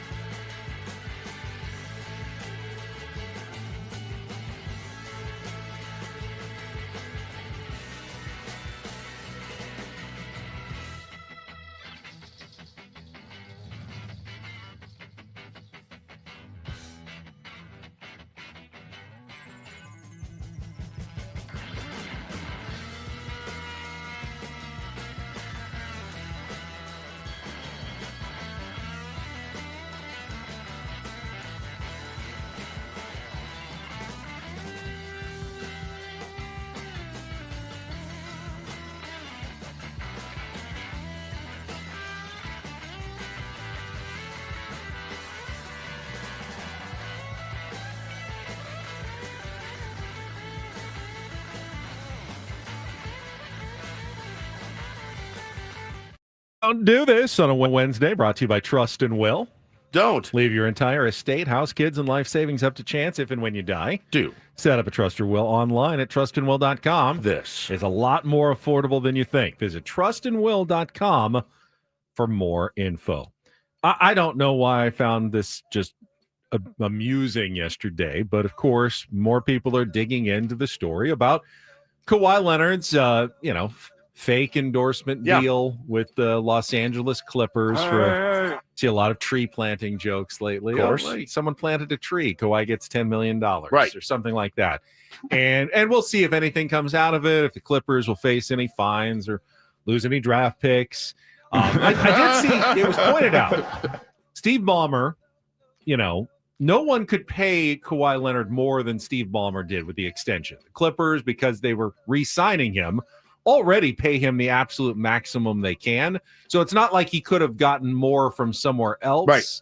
So it doesn't necessarily make a lot of sense. Like, I mean, what would they, if they had said no, what was Kawhi going to do? Go somewhere else for less money than stay with the Clippers? I don't know. But this new story that came out yesterday goes all the way back to 2019 when Kawhi was deciding on whether to stay with the Toronto Raptors or explore the market. And eventually he would sign with the Los Angeles the title, right? Clippers. Yeah, they write off the title, but they, they're trying to keep Kawhi, obviously keep the championship team together as much as they can. And according to the Toronto Star, Kawhi Leonard, through his uncle Dennis Robertson, who has been with him, Kawhi, of course, lost his dad in a murder like when he was young, and Uncle Dennis became kind of the father figure. He was around when he was at San Diego State, made some demands of the Toronto Raptors to try to get the deal done. In addition to the max contract, according to the Toronto Star, he was also looking for $10 million annually in extra sponsorship income that Dennis said, and he won't have to do anything for it at all. He wants an endorsement deal in which requires zero work whatsoever, and he wants you to set it up. So kind of lend some credence to the whole, and the Clippers made that happen through this tree deal. But that wasn't all. They also said that Uncle Dennis demanded a stake in ownership in the Toronto Maple Leafs hockey team, to which the Toronto Raptors replied, well, I mean, we don't own the Maple Leaf. We're the Raptors. We can't make it happen. We can't make them make it not my problem. happen. Make it happen. Sounds like a YP. Yeah, that's a YP, not an MP. They told Kawhi and Dennis that's impossible. We can't give you any of the Maple Leafs to stay here in Toronto. Would like to ask our boss Michael for the next contract. I'm gonna need a stake in STFC. I just want a taste, so make it happen. Okay, I want part ownership in STFC. Padres would be a conflict of interest, so STFC. That makes sense. Okay. All right. So, are you getting it out of Manny's share or someone else? Don't care. You don't care. Not my problem. Not your problem. No, not my problem. That is wild. Michael's in the chat. He says no. Oh, he did. Okay. So you always ask for the order, right? You ask. You never know what you can get. Sure, I get the idea. Hey, what else do we want? It's a negotiation. Ask for the moon. Brass ring. Ask for whatever you can get. But at some point, you want to pitch for the Blue Jays? At some point, you would like to DH one game the a year. demands do seem like they have to be somewhat realistic. Yes, correct. You're going to have a serious conversation. I don't even know how to get into this next story. We have like a minute left. Wander Franco in trouble again. And he was detained by police, taken to a clinic for a, quote, mental health situation in the Dominican Republic, Ben. He was streaming on social media as he spoke with officers. So you could actually see the cops kind of come into his room. His family called, wanted him taken away to a mental health institution. I'm a big advocate and proponent of mental health. He's also a pedophile. So I don't know how to feel. I really don't know how to feel. It is an interesting dilemma. You don't want to wish bad mental health on anyone, but who wouldn't have bad mental health when you had the world at your fingertips? Not even at your fingertips. You had the world. You had the big contract. You were a superstar player. One of the best young shortstops in baseball, and you literally lost it all. Yep. Who wouldn't be a mental wreck at that point? Correct. And now the question is, do we want him to be a mental wreck? I mean, does that serve society? He's not accused of doing anything criminal, I believe. It was simply his family was so in this worried case. In this case. He was so worried about why he was detained by police wasn't because he committed a crime. It's because his family asked him, can you take him somewhere to get help because he is so messed up now? Yeah, but who wouldn't be messed up? Again, I think do we want him to be messed up? It's weird. It feels weird wanting someone to suffer. Here's my biggest problem with it all is giving a sex offender pedophile a 2-year suspended sentence is the worst thing you could have done for him. I think it's the worst thing you could have done for him. So can he not go and get his mental health hopefully figured out and then still return to behind bars? Because but he's not. He's suspended sentence, so he's free. He's not. He's sucks, dude. It's weird. I mean, it puts you in a weird. If you're an empathetic person, and I am, I'm like, geez, man. I always try to put yourself in that guy's shoes of like, where did it all go wrong? First of all, it went wrong when you were flying in a 14-year-old to have sex with on multiple occasions, and then paying her mom cash so that you could do so, and then her mom accepting said cash. She got 10 years in prison.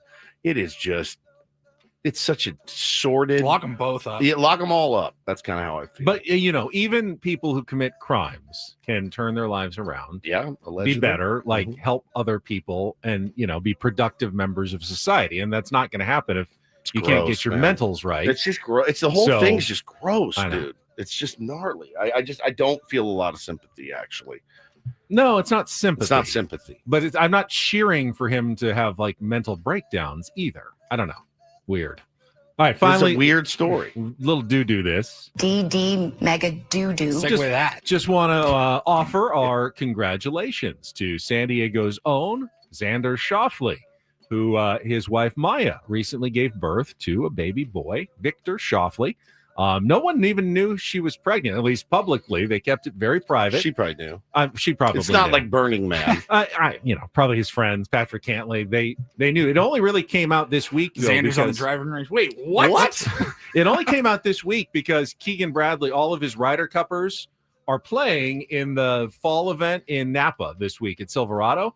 But Xander's not playing, and everyone goes, well, why? If you got the whole team to play. Well, Bryson's not playing, but he can't play in PGA Tour events because he's on LIV. So Xander's the only PGA Tour guy who's not there, and they go, well, that's weird. Is he mad or something about the team? And they go, no, he actually just had a baby. It's their first? So I think it's their first, yes. Congratulations. Strap in, pal. Congratulations to Strap Xander in. and Maya Shoffley on the birth of their son, Victor. Kiss that sleep goodbye, buddy. And that is Don't and Do This for a Wednesday. That was Don't Do This with Ben and Woods on 97.3 The Fan. We will go around, look at the rest of baseball, including some breaking news. A former Padre has announced his retirement from the sport this morning. Give you an update on that and more coming up next on San Diego's #1 sports station, 97.3 The Fan. Gambling problem? Call 1-800-GAMBLER. GEGE 000-466. For a full list of games and rules, play at 7 Mile Casino. Visit 7milecasino.com. First, though, Woods and I get to tell you about 7 Mile Casino, our place to play cards right here in the South Bay. It's such an easy drive to get to. Hop on the 5 freeway, head toward Chula Vista, get off on E if you're heading south, and then you're already on Bay Boulevard. It's the frontage road right along the freeway. Yeah. You go through one signal, and then you'll see it past the Rambler Motel. You turn left, into the parking lot. You park, probably right in front. You walk in, and you are there, Woods. Yes, sir. As soon as you walk in, you'll be greeted by the California-style blackjack table. Right in front of you, off to your right, will be the Texas Hold'em room. And off to your left, you go up a couple little stairs into a beautiful bar area. You walk straight past that. You're right out. You're looking at the bay. You're sitting there. You're having a great time. 7 Mile Casino, we love it for many, many reasons. But the proximity, 7 Mile, it's in the name, just 7 minutes from downtown. Food's great at Sammy's. It's got the 24/7 players menu, including my favorite, the Kung Pao chicken. It really is legendary. So good. It's so good. It's elite. It's elite. It is. And on weekends, you can check out the top brunch in the South Bay, Saturdays and Sundays from 9 a.m. to 3 p.m. Just one of the many reasons to check it out today. It's 7 Mile Casino, just 7 minutes from downtown.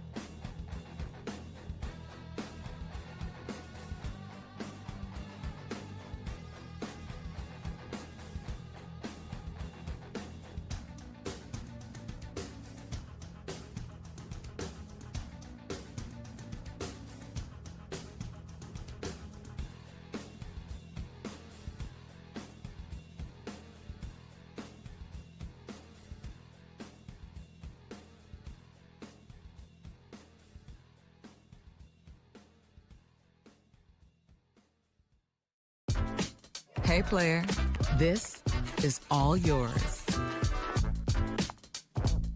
This room with this view. This speakeasy with this cocktail. Hey, could you make that too? The spa with this. Ah. And this pool on this roof. This is all for you. The all-new Hamul Casino Resort, now open.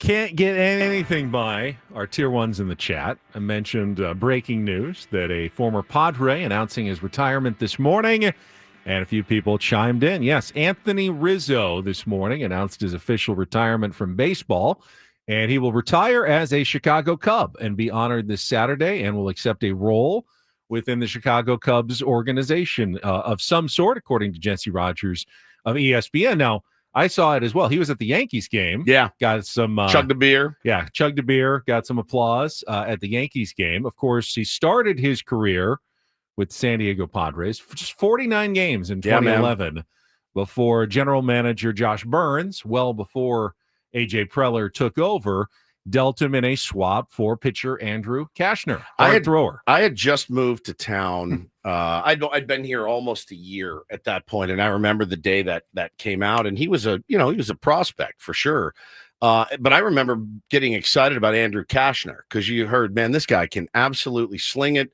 I think he threw a hundo, if I'm not mistaken. And it was like, man, this is gonna. Back then, hundo still meant something. Hundo meant something back then, and I was like, okay. I mean, this kid may or may not work out. I've always been a bit of a non-prospect hugger, so I was like, this kid may or may not work out, but I know you got Andrew Kashner who slings it, and that didn't work out all that well. Bad trade. Ultimately, Josh Burns bet on Yonder Alonso, who he had just acquired to be the first baseman of the future, thought Anthony Rizzo was expendable. Yep.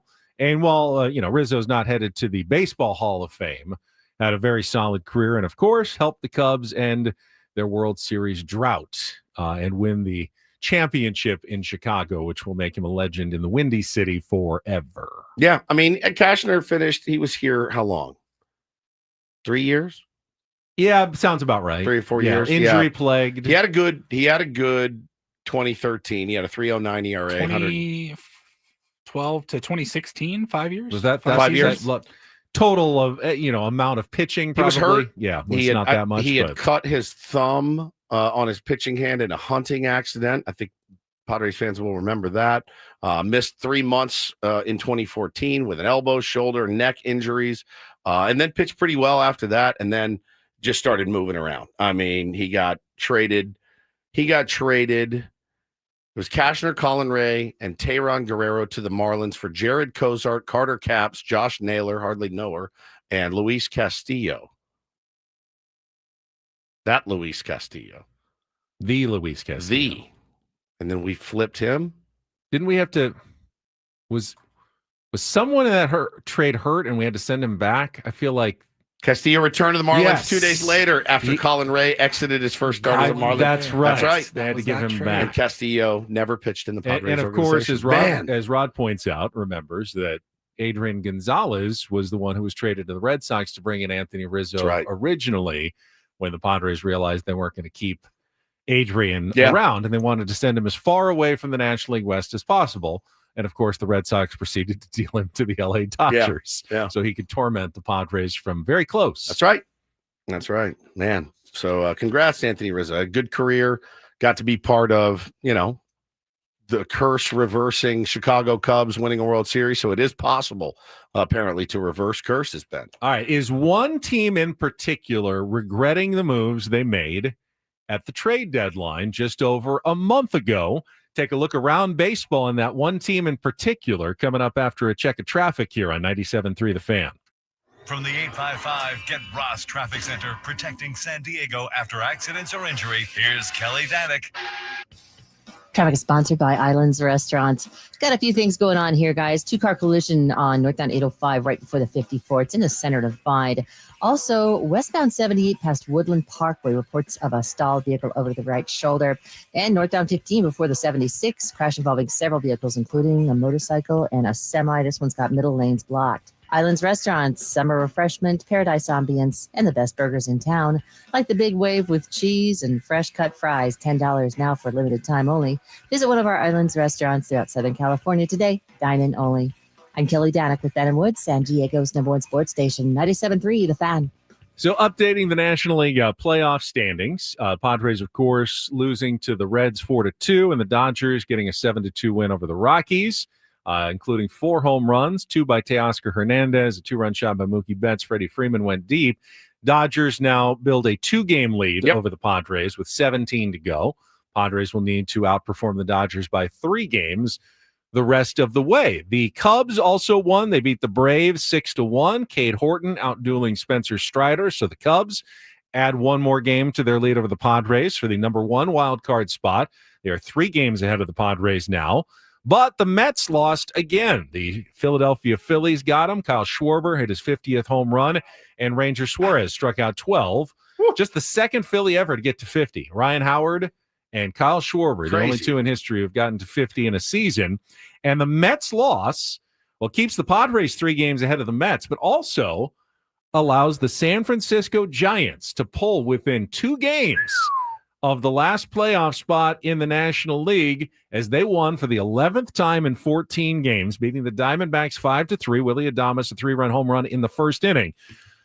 Are the Giants regretting the moves that they made at the trade deadline when they dealt away their 2 best relievers in Camilo Doval and Tyler Rogers, and they dealt outfielder Mike Yastrzemski as well, selling at the deadline, giving up on their season?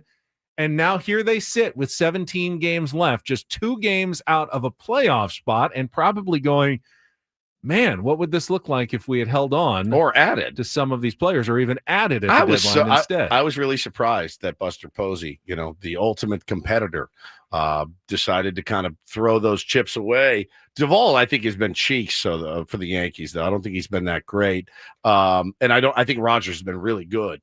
So I don't know. You make that move to help bolster the future, but what if the future is right now? What if the future is right now? It's in front of you.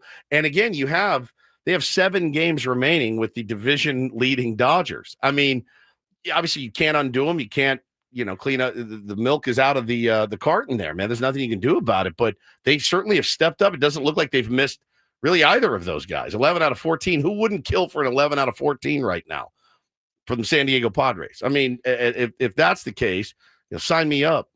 Sign me up. Is this not, though, shaping up to be another Baumel 2023-like clothes? Remember, in 2023, when they were out of it, Padres were, now they didn't sell. They didn't sell like the Giants did. They bought on the margins, but they could never get it going under Baumel. And then what did they do? The last 3 weeks of the season, they made a run that got them within 2 games of a playoff spot, I think, in the end. Oh, that was excruciating, wasn't it? That is exactly what the Giants are now doing under Baumel, just like he did with the Padres.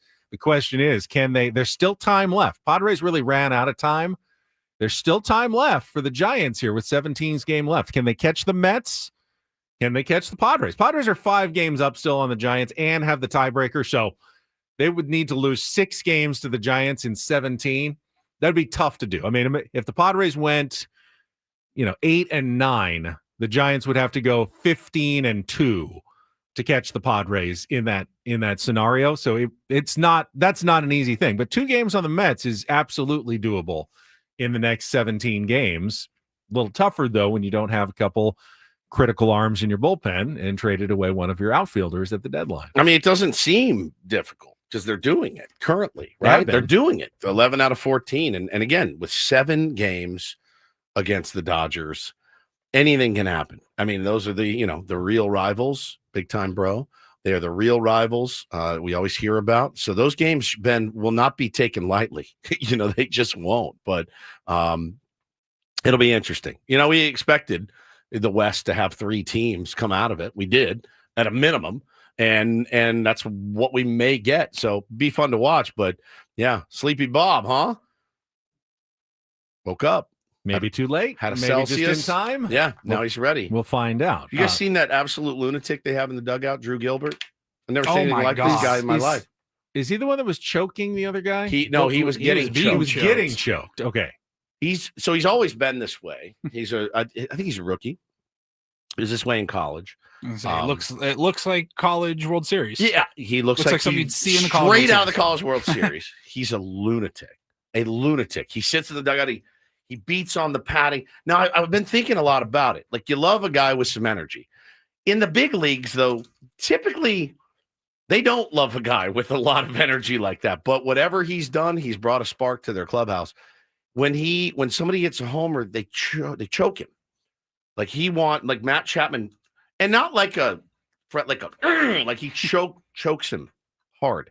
And he does like the head. Is that dangerous? It's very odd to see, and the team loves him. I mean, they just absolutely love him. But it is weird for like a rookie to remember the days when it was, hey, shut your mouth, be seen and not heard, sit over there, don't do anything stupid, don't do anything foolish, don't make us look like clowns. He's in the dugout like Austin Hedges. He's air guitaring, and like it's wild to see. He's like, I see him. Look, 2-hand choke me. Beating on the it's pad. Quick. I mean, he's not cutting off the air supply for extended periods of time, but still he's brought the 2-handed choke. He's a nut. I'll say this: at 50 years old, I'm still playing baseball on the weekends with Paulie. I'm good. It looks like a bit much to me. It seems a bit much. It's working though. It is working. Or are they winning in spite of his craziness? No, I think they're into it. No, you do know that it's working. If salty veteran like Matt Chapman is like, hell yeah, bro, let me choke you out after a home run, it's clearly working. But yeah, they're gonna be. It's nuts, and every night there's a new highlight of him doing something insane, like the Happy Gilmore, the bat between his legs. Does he actually play at all? Yeah, he plays. Oh, he's playing. He plays, but it is really something to watch. All right. Meanwhile, just quickly in the American League, look out. Houston Astros all of a sudden are just a game ahead of the Seattle Mariners. The Astros gave up 2 in the 9th and 1 in the 10th to lose to the Blue Jays yesterday, 4-3. Mariners won again, so they're just a game back in the division in the AL West. And now Houston, you got a problem. Oh, it's possible. And then in the wild card standings, the Rangers are still a game and a half back to the Mariners, but now they've just 2.5 games back of the Astros. So they got 2 teams that they can cheer against instead of just one. The Guardians won again as well. They remain 2.5 back of the Mariners, now 3.5 back of the Astros. So you still have basically a 4-team race for the last 2 playoff spots. One of them will be the Astros and the Mariners. Someone's going to win that division, but it's not guaranteed that the second place team will hold on to the wild card because you have both the Rangers and the Guardians playing pretty well right now, trying to chase at least one of them down in the wild card race. So if you were Drew Gilbert, would you want to be the choker or the chokee? Me. You. Not really into asphyxiation. Okay. But I don't think I could choke someone, so I guess the choke. You'd want to be like him. That would be as you know all about this. The submissive, right? Not the dominant. But I don't really want to be Ben's choked. head onto Drew Gilbert. You don't want to be choked? I don't really like. What if after we had a great bit, I just ran across, just choked you? I don't think so. Huh. I can't imagine you choke. You'd be too nice at choking someone. I like a lot of things. I like breathing. Yeah, I like breathing. I like breathing. It's fair. All right, we'll come back. I was just curious. One of the things last couple hours, why is today's game, I think, so important for the Padres? All coming up here on The Fan.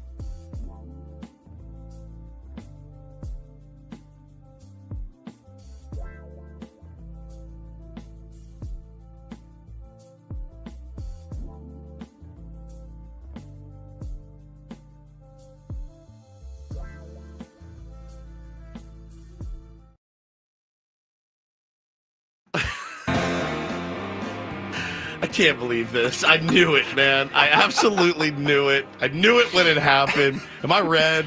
Am I beat red right now? Yeah. I got.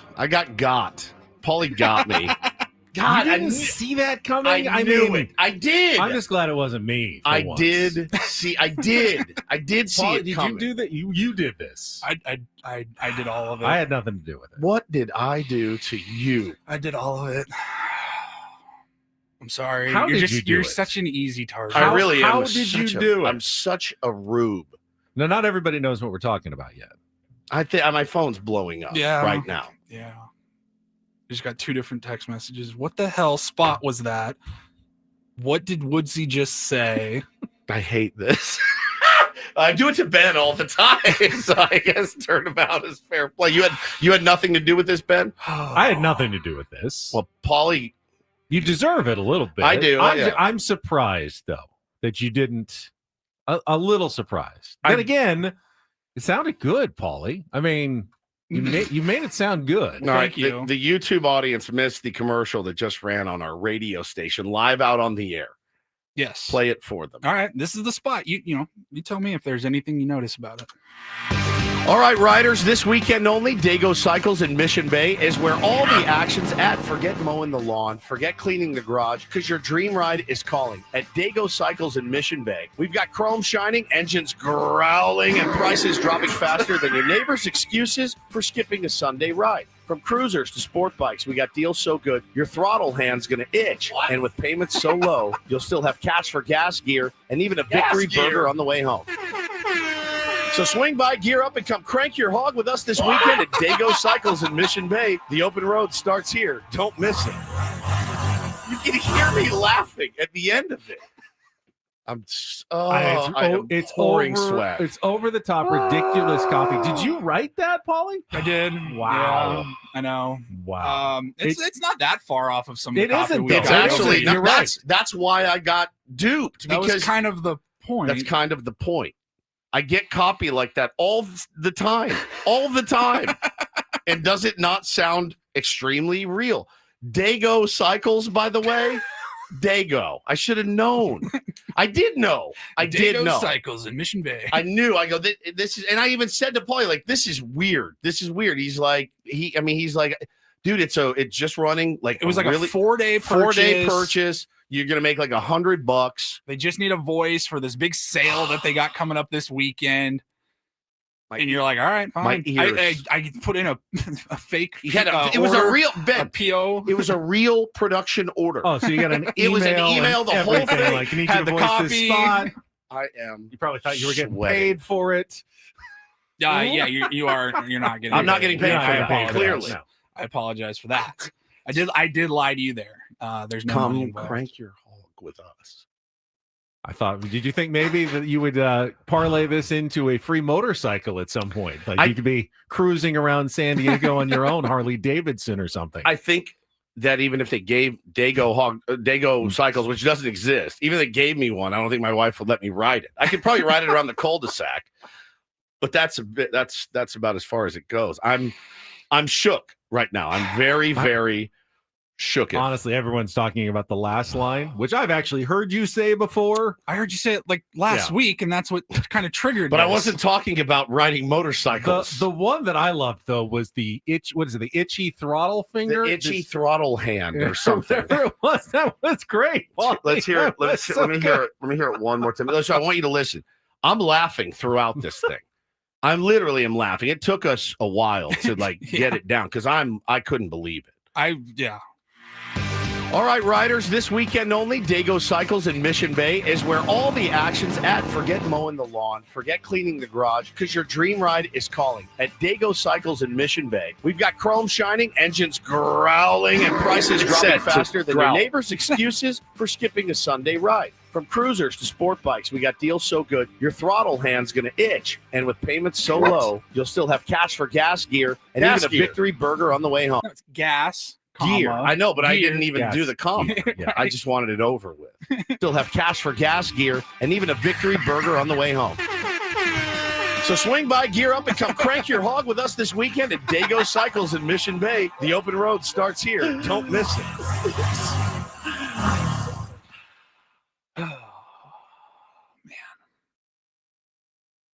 Yeah, it was. It's a great idea, Paulie. You mentioned it, and like there was thought about making Ben do it, but I don't know. Well, it's funny. We were talking about mimicking engine noises earlier on the Car Talk guys, and you actually mimicked kind of an engine noise in the spot.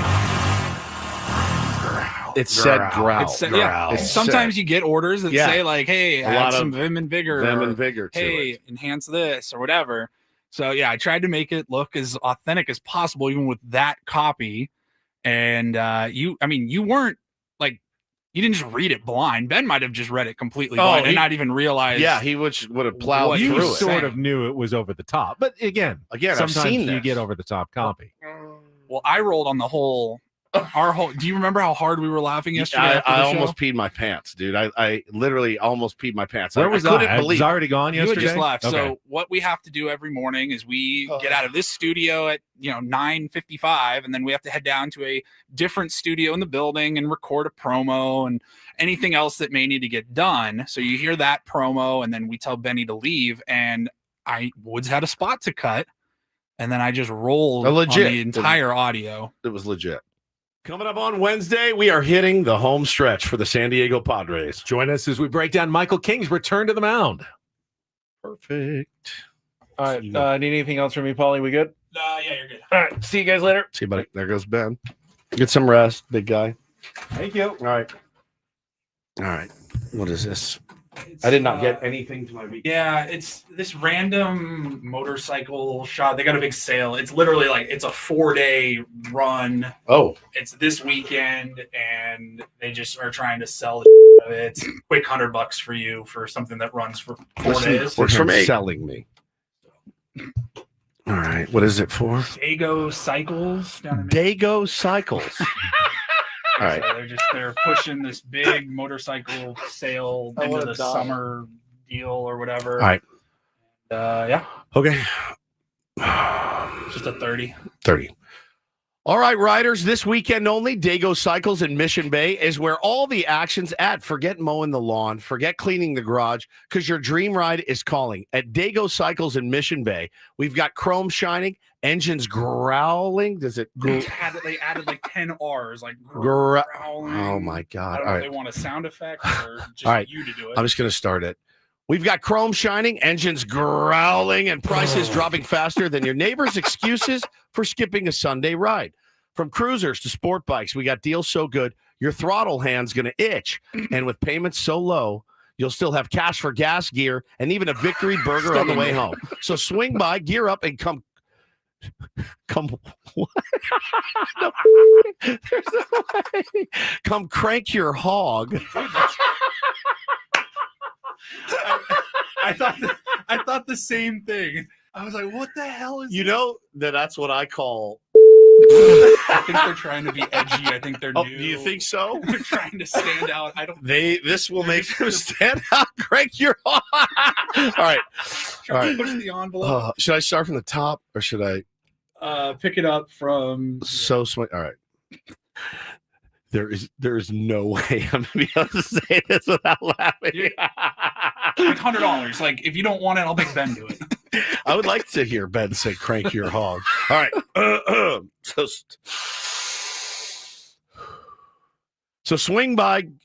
Don't look at me. Do not look at me. All right. Here we go. So swing by, gear up, and come crank your hog.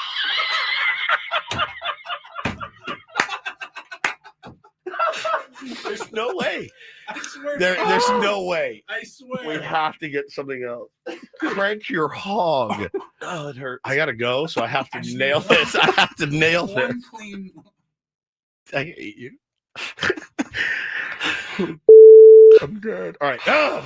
Here we go. So swing by, gear up, and come crank your hog with us this weekend. I couldn't get it out. Come on. I'm blacking out. I'm seeing stars right now. All right. Is he going to get it? So swing by, gear up, and come crank your hog with us this weekend. All right. All right. God, the worst. So swing by, gear up, and come crank your hog with us this weekend at Dago Cycles in Mission Bay. The open road starts here. Don't miss it. Oh, dude. Nailed it. God.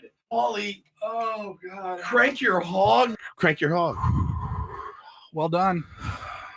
Well done on your part.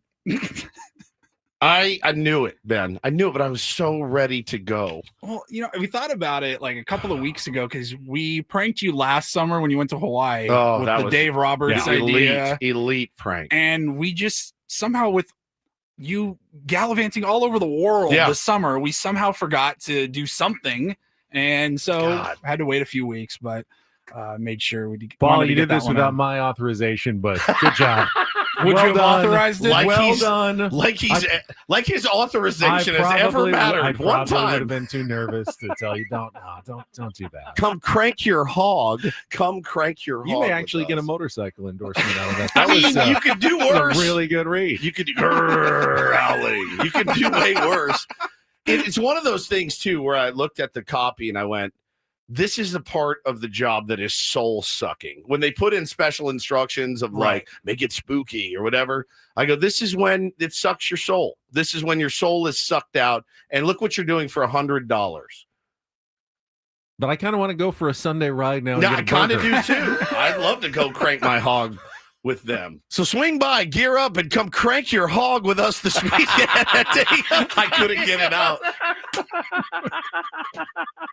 That is so elite, Paulie. Oh, bro, I mean, you tried and laughed. I tried, like man. 10 times. So swing by, gear up, and come crank your hog with us this weekend. All right. It's so good, dude. It's so good. Well, thank you for that. I mean, that's brilliant. It's brilliant. It's brilliant. I'm happy to be the butt of the crank your hog joke. Very good. I really and am. you made it sound so It's good. the spot kicked ass. I mean, such a good spot. Who would not go down to Dago Cycles? Of course, it's in Mission Bay. I don't know Mission why. Bay. It's in Mission Bay. Thank It's you. in Mission Bay. Just a 4-day little run. I was like, where do we want to put I can this? almost picture like I can see it driving by like on Garnett. Oh yeah, there it is. Yeah, Dago Cycles. Dago Cycles. There's Woody. There it is. There's Woods. I feel like I've seen it before. Like, oh yeah, no, that spot. Yeah, no, it's right there around the corner by the Wiener Schnitzel. Right, it's next door. I It's am. Dago Come Cycles. crank your hog. I'm pouring sweat. I thought. Thank you, Paulie. That was true gold right there. Oh, my True God. gold. Man, that's good. How do you move on from that? I don't know. We're going to play some Take on Woods coming up. I have to remind everybody, huge grand prize this month. It is a trip Holy crap. to the Venetian and tickets to the Sphere to see the Eagles. We're going to lock all the phone lines because we want to make it fair for everybody to get in. And then in a couple of minutes, Paulie will unlock the lines, and you can call at 833-288-0973 and play our musical trivia challenge against Woods. With if you beat or tie him, you'll qualify for the grand prize drawing for the trip to the Sphere in Las Vegas, $100 gas card, as well the Vibey VIP package. We have one qualifier so far this month. We got 2.5 weeks or so left to try to get some more qualifiers in. Tomorrow we'll play some real or fake and give you an opportunity to qualify in that way. But Take on Woods is coming up next, and then we'll talk more Padres baseball. I see people still in the chat talking about Mason Miller. Should he take over as closer for Robert Suarez? We talked about that a little bit earlier after yesterday's 4-2 loss. All of that coming up with Ben Woods on San Diego's #1 sports station, 97.3 The Fan. But here's Woods with what this I is a real believe endorsement. is going to be a real spot. Well, this is real. And as you guys know, I had severe pain in both of my wrists a few years back. What were you doing? And I was not a motorcycle rider. I will leave it at that. Went into QC Kinetics, was very nervous actually about the future because I didn't know, was I going to have to get wrist surgery or something like that? Obviously, I did not want to do that. And I went to QC Kinetics, asked them, talked to them about their regenerative medicine, advanced cellular treatments. And those advanced cellular treatments helped my body heal and restore the damage that I had done to my wrists, not just cover it up, not cut it out, healing and restoring it. And jammed that right wrist a few weeks ago. And went in, got another treatment. It feels phenomenal. So QC Kinetics, if you woke up with nagging joint pain, Give them a call today. You will not be disappointed. 619-614-PAIN. Grab the phone right now. Give them a call. Locations in Hillcrest and Torrey Hills. 619-614-PAIN is their number. And you can bring your MRIs in, your x-rays. They'll make sure you're a good candidate. It's a smarter, natural way to get your freedom back and start doing the things that you love to do. Again, maybe you do want to ride your motorcycle around, and you can't because your wrists hurt. Go to QC Kinetics. 619-614-PAIN. Let them know Woodsy from 97.3 The Fan sent you.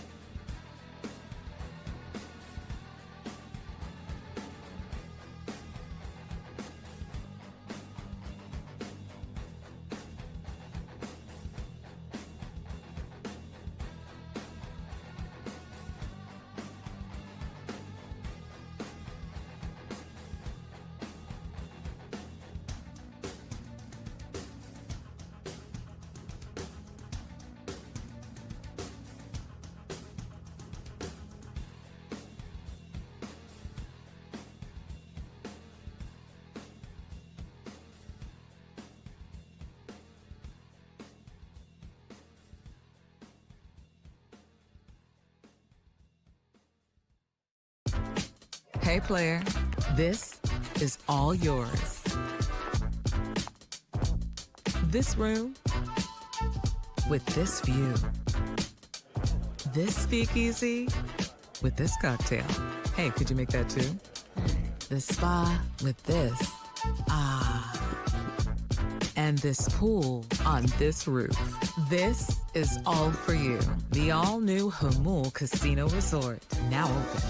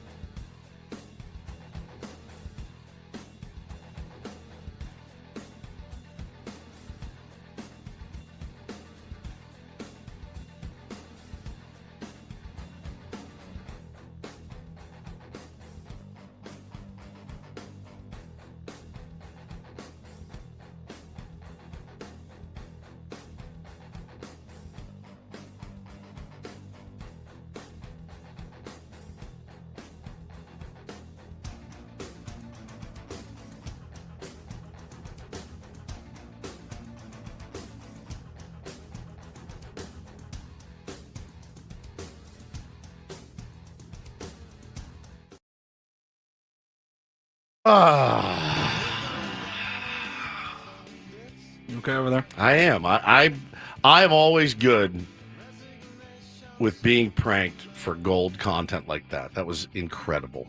Incredible, Paulie. I like where your head's at. Keep that stuff coming. You're next, by the way. Yeah, it doesn't have to be a take your turn sort of thing. You could be next again. Here's the problem. Keep him on his toes. You Make him can't next prank again. him. It's hard to prank Paulie because we need his help. We need his help to play anything. Right? Like his birthday is on Friday. We're celebrating Paulie's birthday. How old are you going to turn? I turned 35 on Sunday. 35 on Sunday, but we're going to celebrate it on the air Friday. What can we do? Hey, let's put this cool audio montage together. I'll just play it from my phone. You know what I mean? Like, we You'll can't just do put it anything together and play it off your phone. Play it off my phone. Yeah, imagine me trying to put an audio montage Manual sound together. effects. Yeah, that's a funny. That's a funny bit. That should be like a punishment. That sounds like an awful punishment. Woods, you have to do a 1 minute audio montage of Paulie. I'd be like, I quit. I couldn't do it. So, but yeah, we will be celebrating Paulie Friday. Act accordingly. I'm looking at you. Okay, fine. All right. I will do my best to be enthusiastic in my celebration of Paulie. He deserves it. I was talking to someone the other day and just glowing about what an incredible producer Paul is. Oh, yeah. He really, I mean, I don't think it's even close. Just he's so good at what he does. No question. Every aspect of what he does has really become a master of his craft. Master of his craft. He has. Yeah, the 10,000 hours blew well past that. Yes. All right. Now, I sometimes am a master of this craft. Sometimes.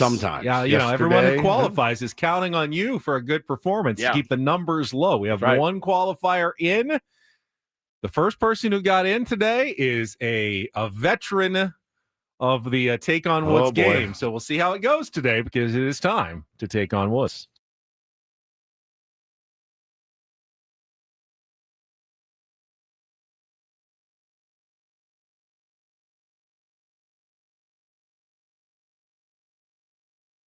Take on Woods brought to you by Bay Alarm Security and Fire Alarms for every business. We got you. And I knew he would try to get in, but with so many callers, I think the odds were low, but he got in. It is Guy, ready to play Take on Woods. Yeah. Caller number one. Exciting guy. We haven't had a prize like this. We have good prizes, but this one is extra special this month. Again, it is the trip to Las Vegas to see the Eagles at the Sphere on January 30th. 2-night stay at the Venetian Resort, a Vibey VIP package, and a $100 gift card. I mean, not going to get much better than this. You can check out your own Eagles tickets at Ticketmaster.com, but you must beat or tie Woods, and who knows if you get another chance. This may be the only one. Here are your categories. You can go with one of the old ones. You've got the apart, song titles with either part or a part in the title, or more baby talk, song titles that end in the word baby, or our new category, all 2-second songs about somebody. And that would be song titles that include the word somebody or somebodies. So you've got the apart, more baby talk, or songs about somebody. Guy, what's it going to be? Let's go baby talk. More baby talk. Oh, we just did this a couple days ago. Those were songs that began with the word baby. These are songs that end. The title ends with the word baby. You'll have 60 seconds to answer as many as you can. You don't know one, say pass. We'll come back to it if there's time left on the clock. First questions are 2-second song. Paulie will play you the music. I know you know how it works. Give me the song title and the artist to score that point. You're first, then Woods. If you beat or tie him, put you into the drawing for the Eagles in Las Vegas at the Sphere. Yes. All right. Guy, are you ready to play? I'm ready. All right. The category is more baby talk. Your time begins when Paul plays the song. Good luck. Let's take on Woods. All right, stop. Collaborate and listen. Ice, baby, vanilla ice. Correct. Phil Spector co-wrote and produced which 1963 Motown classic that became the biggest hit for the Ronettes?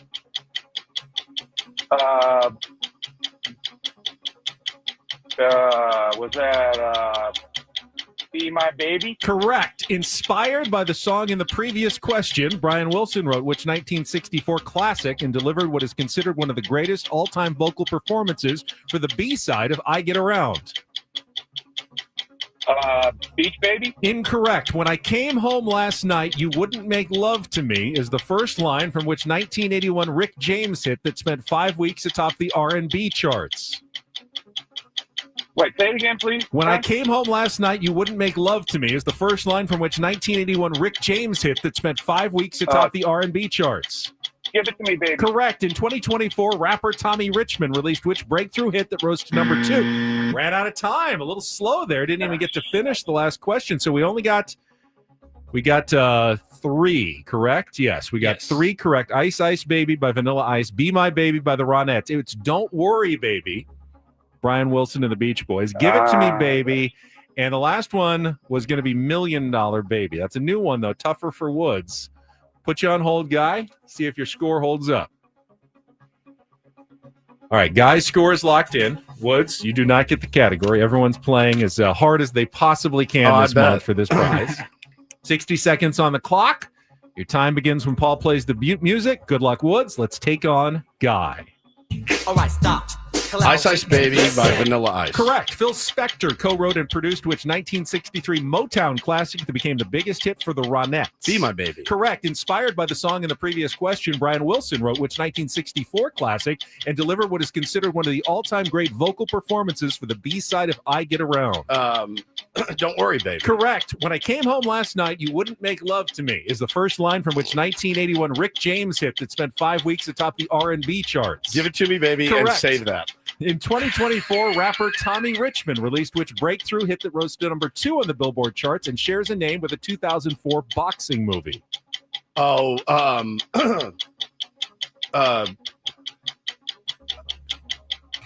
Million Baby. Yes! Whoa. 5 for 5 and a 5-3 win for Woods today. Another baby category. This time they all ended. Is that back-to-back babies? We had all started, I think Monday we did baby talk, and this was more baby talk, but this time they all ended in the word baby. I'm sorry, Guy. Woods was too good for you What did today. Guy get? You got 3. 3. He got 3. Ran out of time. Didn't even get to that last question. He was thinking, did the best he could. When I came home last night, you wouldn't make love to me. Yes. Yes. Again. When I came home last night, you wouldn't make love to me. Oh, no. When I came home last night, you wouldn't make love to me. I can hear it on a loop. I can literally listen to it on a loop. It may be my new number 1. When I came home last night, you wouldn't make love to me. How can I use that? Oh God, that's so good, bro. Wow. What a day. What a day. Holy crap. It sounded even better than I thought it would. So as soon as I heard it, I was like, hey, because he read the same question to Guy. Yeah. I'm saving that one. I think I said hard as When I came home last night, you wouldn't make love to me. He sounds so mad. Listen to how mad he sounds. Really, listen. When I came home last night, you wouldn't make love to me. How many of us have said that to our significant others? Oh my God. When I came home last night, you wouldn't make love to me. I think you think it, you don't actually say it. That is just You don't scream it at your partner. God, that is a 1 seed, dude. That is a 1 seed. When I came home last night, you wouldn't make love to me. I can listen to it all day. That used to be my ring when you call me. That's which will never happen. Right. Would never happen. Text message Once sound. a year. Man, that is brilliant. That's great stuff. That was nice to win. Sorry, Guy. But the guy that qualified is pretty stoked. All right, we're going to take a timeout. When we come back, I think tonight is one of the more critical games of the year for the San Diego Padres. I will give you my reasoning, not just because of the tight race, but when you look ahead, this one is, to me, a day that can make all the difference at the end of the season. We'll get to that coming up next with Ben and Woods on San Diego's #1 sports station, 97.3 The Fan. Gambling problem? Call 1-800-GAMBLER. GEGE 000-466. For a full list of games and rules, play at 7 Mile Casino. Visit 7milecasino.com. If you came home last night and your wife wouldn't make love to you, I recommend just taking the short trip down to 7 Mile Casino.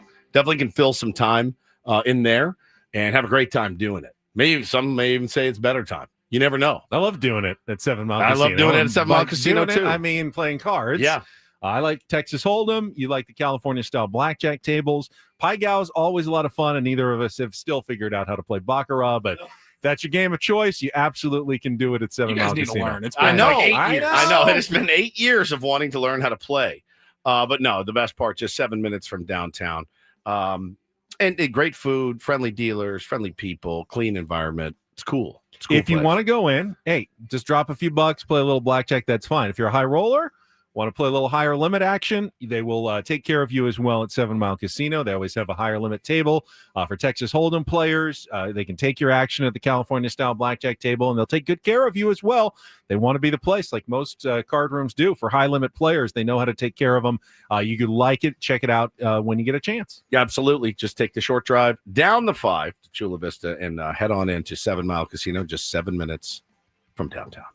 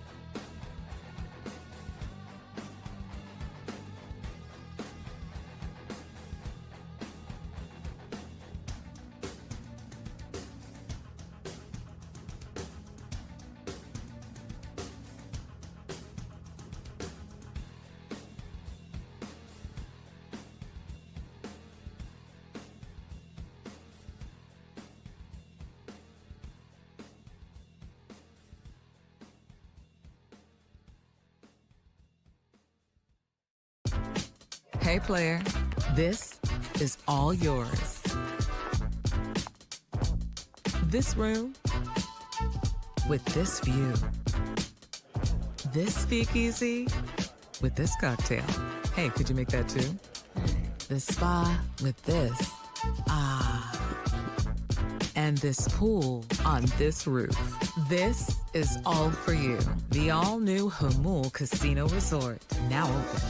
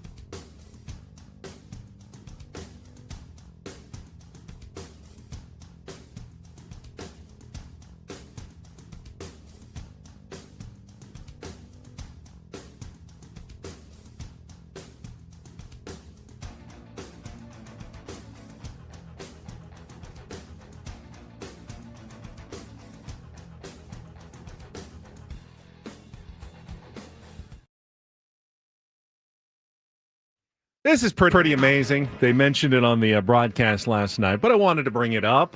Congratulations to Padres and their fans. Last night was the franchise record-setting 62nd sellout of the season. 62 sellouts. Out of how many games? Padres still have 11 home games remaining. So 73. So only 9 games were not sold out. I wonder. I mean, I grew up in an era of Padres baseball where if there were 20,000 people at the Murph or the Q, it felt like a pretty good crowd that night. You know, there's definitely plenty of nights where it was 8,000, 12,000. There was a giveaway or a Beach Boys concert. You'd occasionally see a sellout. There'd be maybe 2 or 3 a season on a Saturday. Maybe the Yankees were in town for an interleague game, but what was the capacity of both of like those? 50 Well, for baseball. for The baseball. Q was like 52 or 3 for a sellout. It was less before the Chargers expanded. Yeah. It was more in the high 40s, I think, or mid 40s before that. But you rarely saw sellouts. Rarely. And now they're at the point where they have sold out 62 games with 11 to go. I'd imagine most, if not all of those 11 will also be sold out. So probably going to have over 70 sellouts this year. And I wonder, because you have some ballparks like Fenway, Wrigley, that are tiny. I don't know, 30-something thousand capacity that have had seasons and multiple seasons where they sell out every single game. Are we heading to the point in San Diego where we will have an entire season of Padres baseball sold out? I mean, if they somehow win the World Series, I would think next year would be completely sold out.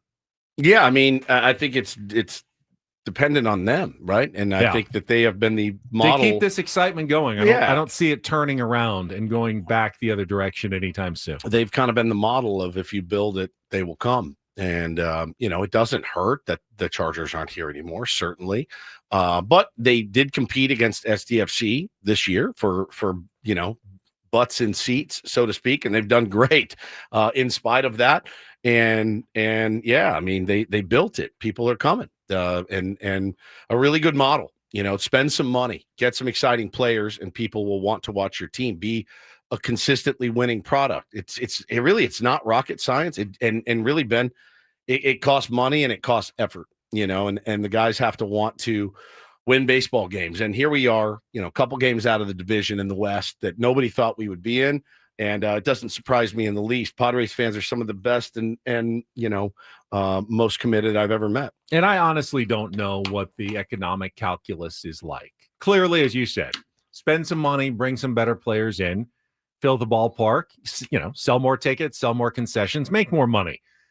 Are you making, how much money are you making compared to what you're spending? Right. If the Padres, cut $100 million from their payroll, would they lose that many fans? Economically, would that make sense? Hey, we'd go cut $100 million from payroll. We'll lose some fans, but we'll still make vastly more money than we were. It always worries you. What is the actual economic calculus? If they go out and sign, it doesn't worry me. If they go out and sign Kyle Schwarber, right, this offseason after his 50+ home run year, will they actually make any more money? I mean, you don't have a lot more to make now. You have pretty much filled this ballpark almost to capacity. The games that weren't sold out, it's not like there was 30,000 empty seats. The games that weren't sold out were 35,000. A Wednesday day game, back in May when school was still in session. Sure. You didn't sell it out, but you mostly sold out every seat this season. So there's not really an avenue to make more money. Well, and it doesn't, other than, charging more for tickets, which they're going to do again next year, little bit more. They've already announced the price increase, but you can't just say, we're going to charge 4 times as much for tickets now. You can't make really that much more money because there's nowhere else to make the money.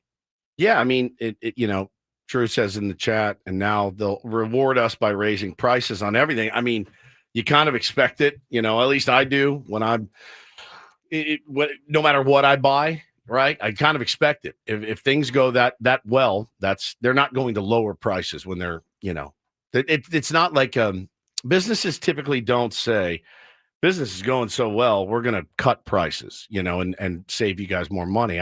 Listen, I think the product on the field, while it's not perfect, and there's no team that is, imagine spending $500 million in the offseason and the Padres are chasing you down. They're breathing down your neck.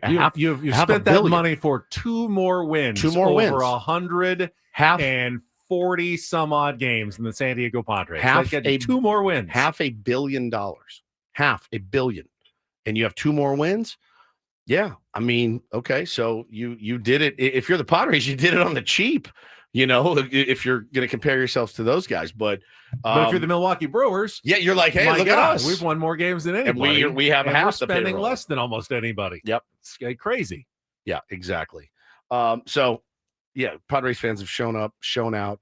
They listen to this show. They're really in tune with what's going on, and they're fired up. So, hopefully the players can deliver, and feed off that energy, in the playoffs, Benny, if we even get to that point where we're playing home games in the playoffs, and that's certainly the dream. Yeah, even if they make it, no guarantee right now, trending toward a road playoff game unless they can catch the Dodgers or the Cubs. And I still now believe the best opportunity is to catch the Dodgers and win the division, even though they lost yesterday. And we'll get into why I think today is such a big, important, critical, pivotal game. Tomorrow is today. Tomorrow is my today. 4-year-old Well, says. they're all important. Tomorrow is today. But this one in particular, I'll explain after traffic here on 97.3 The Fan.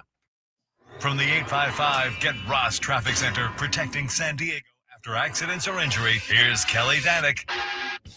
Traffic is driven by Sedano Ford and Sedano Lincoln in beautiful downtown La Mesa. Speeds are looking much better southbound 15. Accident cleared up before the 76. We do have this crash on westbound at 78, right past the 15.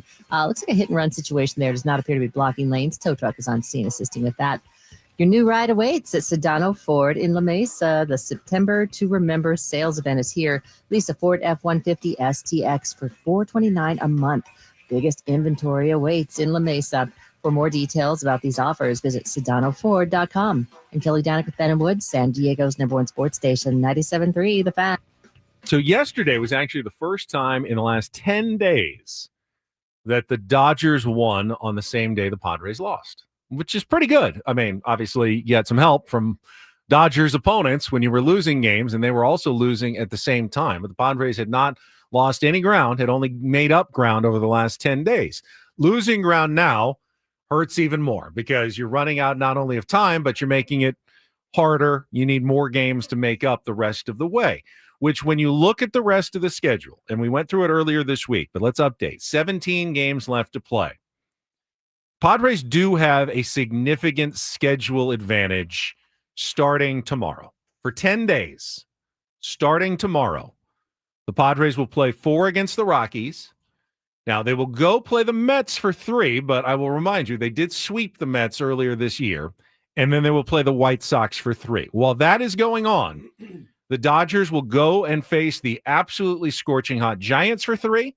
They will face the Phillies for 3, who are scorching hot again, and then the Giants for 4 more, who are battling for the last playoff spot. The Dodgers have one of their gnarliest 10-game stretches coming up, while the Padres have really only the Mets as a playoff contender, and one that they handled quite well earlier this season and just got bodied the last few days by the Phillies, and no longer can even make, they're fighting for a playoff spot, but they're no longer fighting for the East. Those are the toughest games.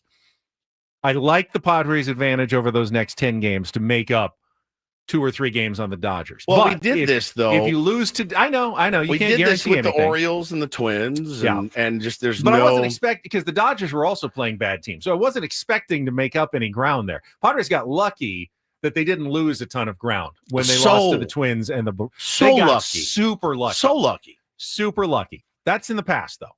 I am now just using my baseball logic and going, if there is an opportunity, it comes over the next 10 days. If the Padres can stay 2 games back going into that stretch, I believe that when it is over, and that would be going into the last week of the season, the Padres will be in first place. That would be my prediction. Now, if they lose another game today, which is very possible, Reds are fighting hard, Dodgers are playing the Rockies again. If the Padres lose and the Dodgers win, you're 3 games back. I don't know that you're making up the full 3 with here. 16 to play, and you need the tiebreaker. I think that's too much. And they have the tiebreaker. So today, to me, is critical. At minimum, you win the game, you definitely stay 2 back. Hey, you get the double where you win and somehow the Rockies pull off, get that 1 win and you're within 1. I think you're in outstanding shape. I think at 2, you're very much realistically in play. 3 is too much, and I should call it 4. I think 3 is too much. Call it 4. So if you lose today and the Dodgers win, I think it's not impossible, but you've made the mountain really, really difficult. Yeah. If you can stay within 2, I love your chances over the next 10 days. And then it goes to the last week, which you both play the Diamondbacks 3. Padres get them at home. Dodgers have to go on the road. Dodgers go on the road to Seattle. Padres home to a Milwaukee team that, by the way, can clinch today. Yes. Can clinch a playoff spot and will probably already have home field advantage locked up. Doesn't mean that they won't be tough to play. They will probably still be very tough to play, but so will the Mariners likely in those last 3 games of the season. So I like your chances of treading water that last week. I love your chances over the next 10 days. Today is the day, though. You can't bury yourself 3 back with 16 to go. Have to win. Hopefully you can win and maybe even get some help and get some luck. But I'm just hoping you stay. Yeah, handle your business today. If you handle your business, you can't lose ground. We know that. So that's why I think today is the most pivotal game remaining, at least at this point. They'll all get more important as you go forward. If you hit the last day and you're 1 game up, well, that'll be the most important game of the season because you can, control your own destiny. But for right now, as I look at the schedule, today feels awfully pivotal for your San Diego Padres. Yeah, counting on a great start from Nick Pivetta today, who has delivered for you so many more times than he hasn't this season. The keys to the game are the exact same as they have been. They just are the same. We basically watched a carbon copy last night of the game we watched the night before, except this time it went in the Reds' favor. It was the same game, pretty much. Limiting the damage early. Not playing from behind, not playing catch up, offense, finding a way to score some runs early. Because again, we talked about on the roundtable, Ben, if you're the hitting coach for the Cincinnati Reds, essentially, and it's probably for every team, is go out there and get to their starter because you don't want to get into that bullpen. Whereas the Padres are like, we can kind of wait the starter out and we can try to get to the bullpen. And they've done that pretty well. The other thing they've done well is winning series. They have won series, and those rubber games this year, they've been great. They win a lot of series. And so That's really the point of all of this. At this point, and Schulte said it, that's the goal right now. Keep winning series. So this game today should be treated almost like a playoff game because of everything that you just mentioned. Now, we'll talk about the matchups coming up in our final hour. I love that they have Nick Pivetta on the mound. I do too. Who else do you want? Yeah, right now? You're saying it's a must-win, but it's not a must-win, but it's kind of a must-win. Right. Treat it like a playoff game. Who would you rather have out there than Nicky P? That's exactly right. I don't think your bullpen's at full strength today. They're definitely not. And you're not managing against Game 7 of the World Series. No. Because there are more games to think about, and you don't get a day off until Monday. So we'll talk about that coming up in our final hour. Paulie will have a round of reports, some headlines for you as we go until 10 o'clock. Don't go away. More Ben and Woods on San Diego's #1 sports station, 97.3 The Fan.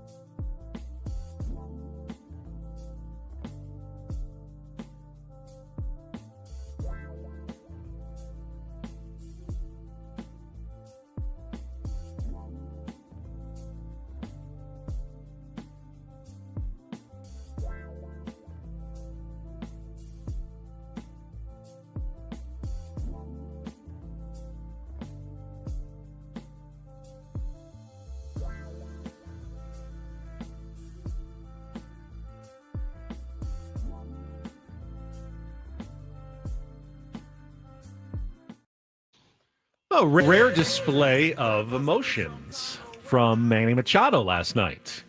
And some, candor after the game as well. No doubt about it. Welcome back. Ben and Woods, final hour here on a Wednesday. Manny is in his biggest slump of the year. Yeah, biggest slump in a while. Scuffling. And it's funny because, Manny does run hot and cold. We've talked about this many times. Had one of his most consistent first 4 months of the season. Really? Very little cold. Yep.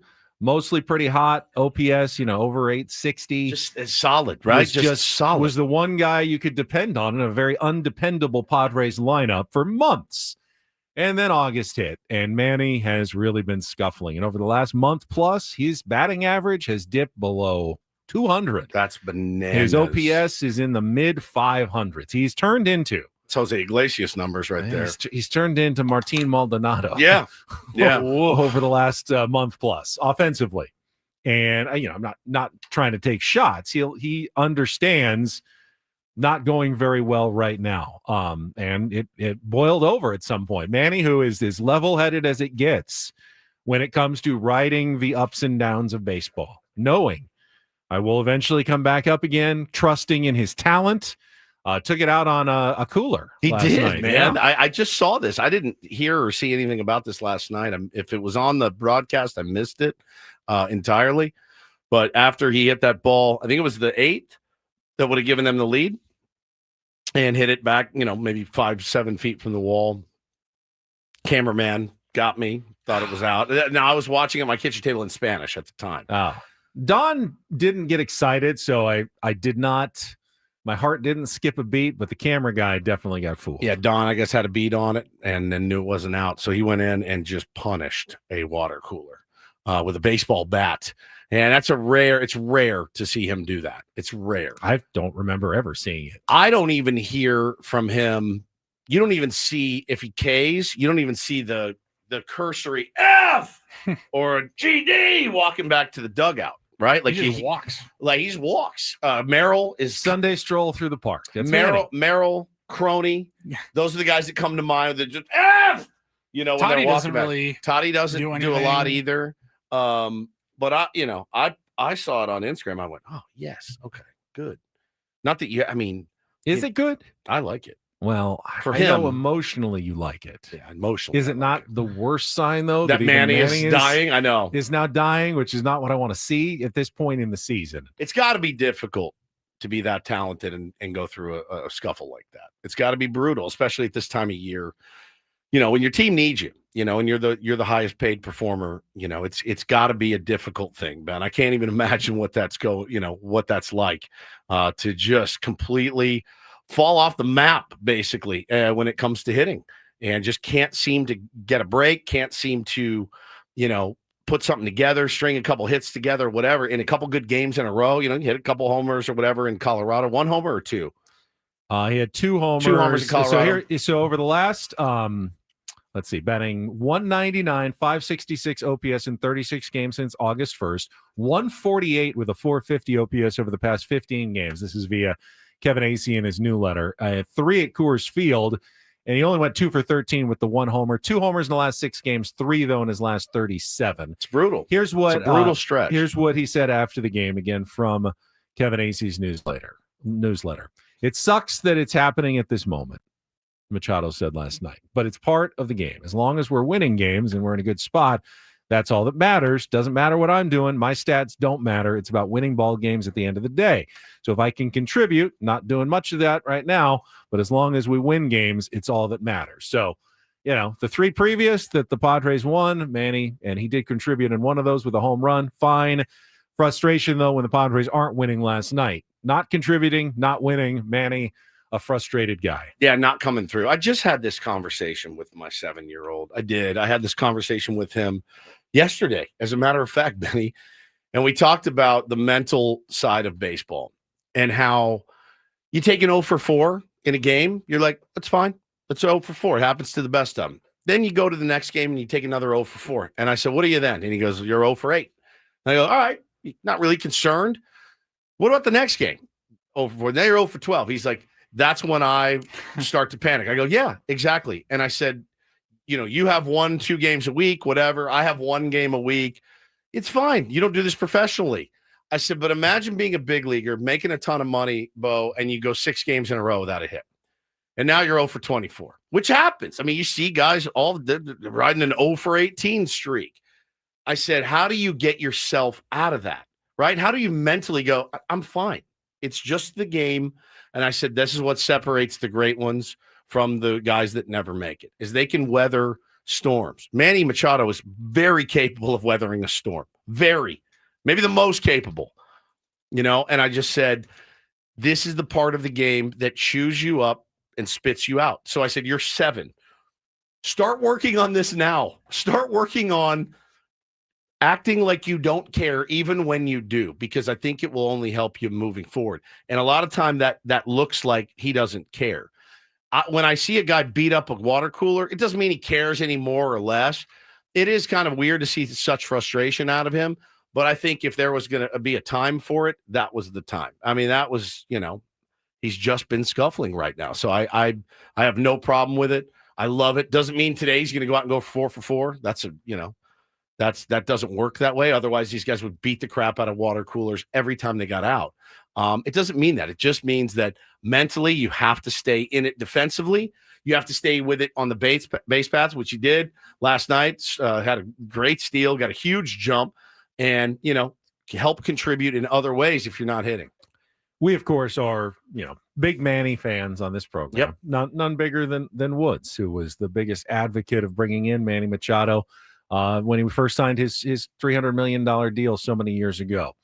But I like to look at these things sometimes and take my Padres hat off, Padres glasses off, and pretend I'm just a fan of a random team that doesn't care about the San Diego Padres, and then try to look at the team from that perspective. What do I see if I'm a fan of an empty trophy case? Am I right? That's right, Paulie. No, that's a Dodger fan perspective. I'm talking about I'm a fan of the Minnesota Twins.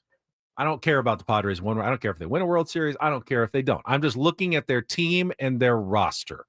What do I see? Do I see a capable team? Do I see a threat to win the World Series? I think the answer is yes. Yes. But with Manny Machado, what I see, if I'm a fan of another team, I see the guy that I am about as confident as anyone is probably going to turn it around sooner rather than later. Yep. I don't know when it's going to be. Is it going to be tonight? I can't promise you that. It'll be tomorrow, maybe not. But sometime before the end of the season, I would be very confident. Manny's not going to keep struggling forever. And I don't say that as the Manny fan, Padres fan, hoping that it's going to happen. I say that as an objective baseball fan that looks at the history of this player, his continued, consistent production over the years, and go, yeah, he's probably going to turn it around within the next week or two, and he'll go on a hot streak. Because that's what he always does. You can just look at it like this. Is the future first ballot Hall of Famer going to turn it around, or is he washed at age 33? Yeah, I'm gonna roll the dice on that every single time. Every time. So yeah, visible frustration. I don't know. I don't know if it sparked something in him. Don't know if it sparked something in the team. Have no idea. I haven't heard about a lot of closed door meetings or anything like that this season.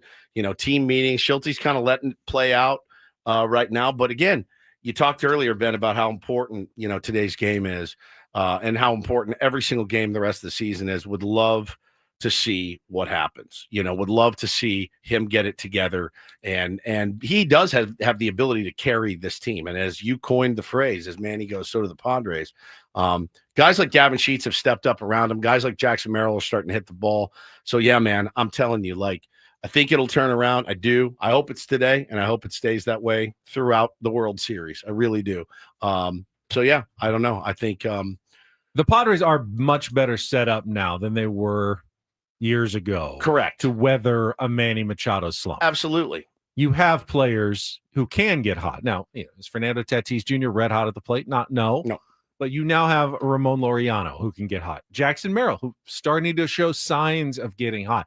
I don't think we've really seen Ryan O'Hearn totally as hot as he can get yet with the San Diego Padres. Done some good things for sure, but he was an all-star. I think there's another gear more in there, another gear that can get hot. I mean, still love watching that dude. I love watching him play the game. I love watching him. And I know he hasn't lit the world on fire. It's been a weird kind of transition for him here, not starting every day or whatever the case may be. Pinch hitting, against the eighth inning guy that throws 102, he's chasing the high fastball, but like giving him consistent ABs and really giving him consistent time at first base. I think there is another gear, like you said, Paulie, for Ryan O'Hearn. Laureano has been a gem, nothing but complaints. a gem, zero complaints. The guy has been a total G since he got here. So there's more in all this. I tell you, man, unsung last night, Jake Cronenworth. The ABs that dude puts together on a night in, night out basis, spoiling pitches, then getting the sac fly that he needs to drive in the run. Jakey has been incredible. So there's a lot that Arise. There's more in Arise. We know that. We've seen that there's more in him. There's so much more that this team's capable of. So much more. And they're hanging on. They're hanging on. They're 2 games out. But there's so much higher of a ceiling for this team. Unlocking it in 3 weeks would be ideal. It would be ideal. Paul in the chat asks, would a move down the lineup help Manny? I don't know that it would help Manny. I don't think he is the kind of player who feels overcome by the pressure to produce because he's batting third. Right. And then all of a sudden at fifth, he's going to free himself up. I think Manny's Manny no matter where you bat him. Statistically, there's a very good argument to swap Laureano and Manny Machado right now. Yeah, statistically, for sure. Statistically, there's a really good argument. I don't think it's going to happen. I really don't think it's going to happen with Mike Schilt as the manager, knowing what he feels and thinks about Manny Machado and how he values the consistency that he tries to bring to his lineup most days. But statistically, Ramon Laureano has been a better offensive player than even when Manny Machado was hot earlier this season. He's just been elite this year. And if you really wanted to put your best lineup out there and you wanted to remain righty-lefty balanced, the thing you would probably do is you'd move Manny to fifth and Ramon Laureano to third. Don't think it's going to happen. I'm not necessarily wanting it to happen, but statistically, that argument's a very strong one right now. Kluger in the chat, our boss, says the Braves have been batting Acuna seventh lately. I saw that yesterday. I saw that too. Kind of blew me away. He's been in a huge slump. Now, they have nothing to play for. Literally nothing. Nothing at all. So I don't know if that has something to do with it. My guess is that it does. But yeah, if the Braves were still fighting for a playoff spot, I doubt they would have dropped a slumping Ronald Acuna to 7th. Yeah, I agree. And again, it's those guys that have earned that trust and have a track record of producing. So yeah, I know the day that you move Manny to 5th and then he starts raking, you feel like I can't move him back. But you also would have gone, what? I wish I had him in the 3rd slot right now and not wait until 5th because I want Manny Machado up as much as possible because he's Manny Machado. Right. So it's one of those like no-win situations. You get him going, you're happy about it, but then it's like, now what do? I really want to move him back up, but he's producing in the 5th slot. Do I leave him there? It's like, it's kind of a tough no-win situation when you make that change as well. Ivan says, Woods, you said that Jake has been amazing. You're kidding, right? I'm not kidding. I mean, look, his numbers aren't MVP numbers. Jake Cronenworth consistently puts together really good at bats. He puts together 10, 11, 12 pitch. Again, those are the things that don't show up. What is he in his first 2 at bats yesterday? Like 19 pitches? You don't you don't throw that in the stat sheet. Pitches seen, because again, you have a 10 pitch at bat. Mike Schilt does. Yeah, 100%. Right. You put a 10 pitch at bat in the first one. Then the next guy, you have a 9 pitch at bat. That's 19 pitches this guy has thrown to you. And we're grading on a guy who's your 7 hitter most days. Yeah, he's 7-8 hitter, right? And he's got, like Adam says, he's got an OBP over 400 over the last month. That's a really good player at the bottom of your lineup. Again, he's not Kyle Schwarber. Like, I don't make that mistake, but he has put together really, really good ABs, and he consistently has. So he has limitations. Yeah, of course. Of course, he's a 7-8 hole hitter in the big leagues, man, but can play 3 different positions in the infield for you whenever you need it. Like, he is extremely valuable. More valuable than the contract that we all complained about for years. Correct. That's a steal at this point. Correct. And most teams would go, $11 million for Jake Cronenworth. Sign us up. We could take that kind of player easily. Spring Valley Sean says, Woods is also Mr. Cronenworth. My wife has moved on from Jake Cronenworth. There's been no more Jake Cronenworth. He got married, so she has her eyes affixed on Sean Reynolds. Why not? Is her newest, her beloved. So now I'm Mr. Reynolds. Right? Ivan, he looks good up there. I'm not paying $10 million a year for someone that looks good up there. You are nowadays. Well, you're not actually yeah, paying anybody. I mean, I understand what you're saying, but that's actually about the going rate for a player of Jake Cronenworth's caliber these days. You know that. It's less than the going rate. It's less than the going rate. Yeah, Jake's correct. caliber these days. Yeah, the economics of baseball are insane. They are but insane. You do have to operate in whatever they are right now, and the market is what the market is. Yes, that means he's making a quarter as much as a superstar player makes now, or right. 40 million or whatever it is. What's Crony making? 12, like 11. Called 11 million. Definitely worth a quarter of a superstar. Okay. No doubt about that. If Crony's contract ended at the end of this year, he's making more than 11 million next year. Some teams I would think so. Probably giving him 14, 15. Yeah, maybe million. not as long term because he's obviously starting to get to the middle toward later stages. How old is Jake now? 30. He was an older. Yeah, because he was an older rookie. I want to say 32 now.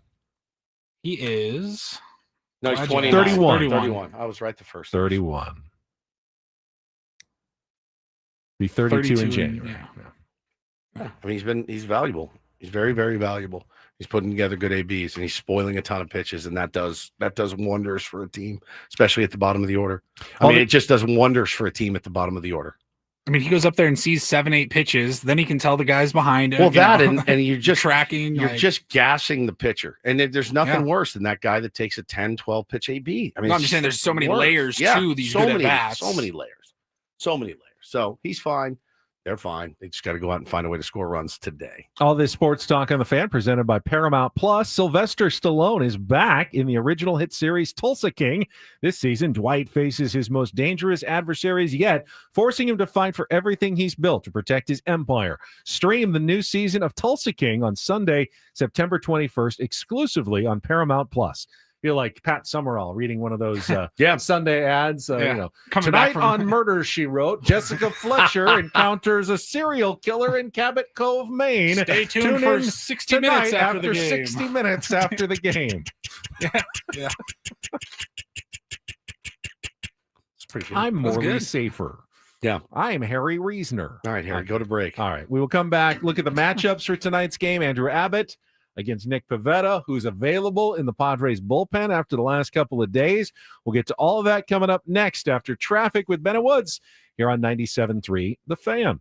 As you're getting ready for your weekend, though, football watching on whatever network you are watching football on, put together your Prize Picks lineup and win real money. Hey, if you're going to be watching sports anyway, use that sports knowledge and make real money with Prize Picks. You're just setting daily fantasy sports lineups between 2 and 6 players against the number. So like a 6-player lineup, hey, win big. We're talking 10, 20, 50, up to 1,000 times odds. Or 2-player lineup, maybe just 3 times odds, but a better chance to win. You can run your game the way you want, but make sure you always use those max discount squares.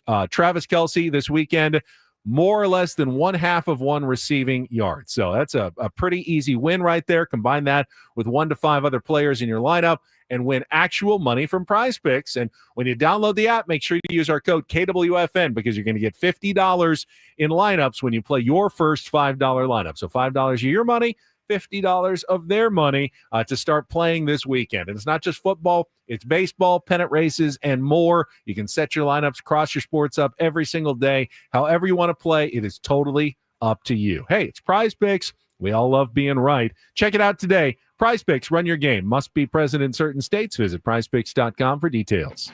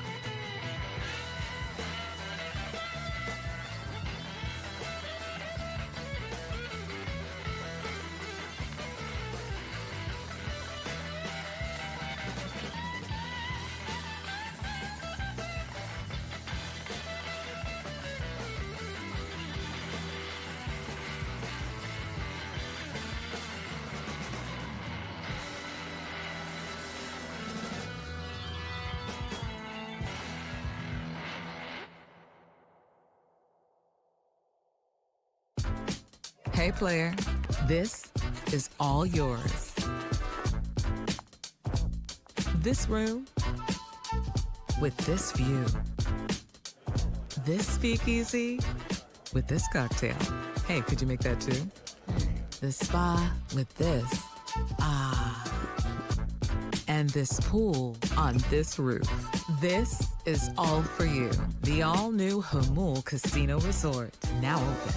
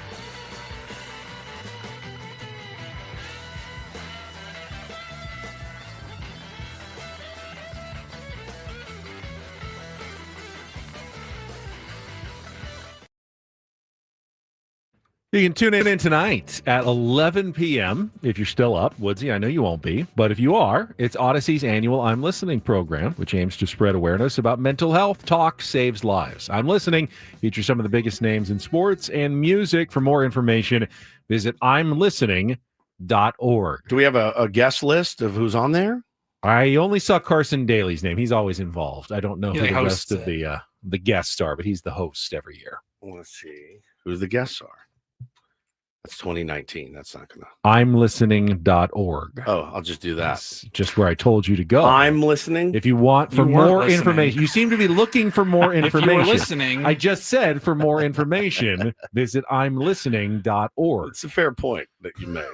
All right, I'm still looking. No apostrophe in I'm because it's, online. All right, you got Louis Capaldi, Rob Thomas, Amy Lee of Evanescence, Shirley Manson of Garbage. Alex, I've never heard of some of these people. John B., Carson Daly, Billy Idol. Love Billy Idol.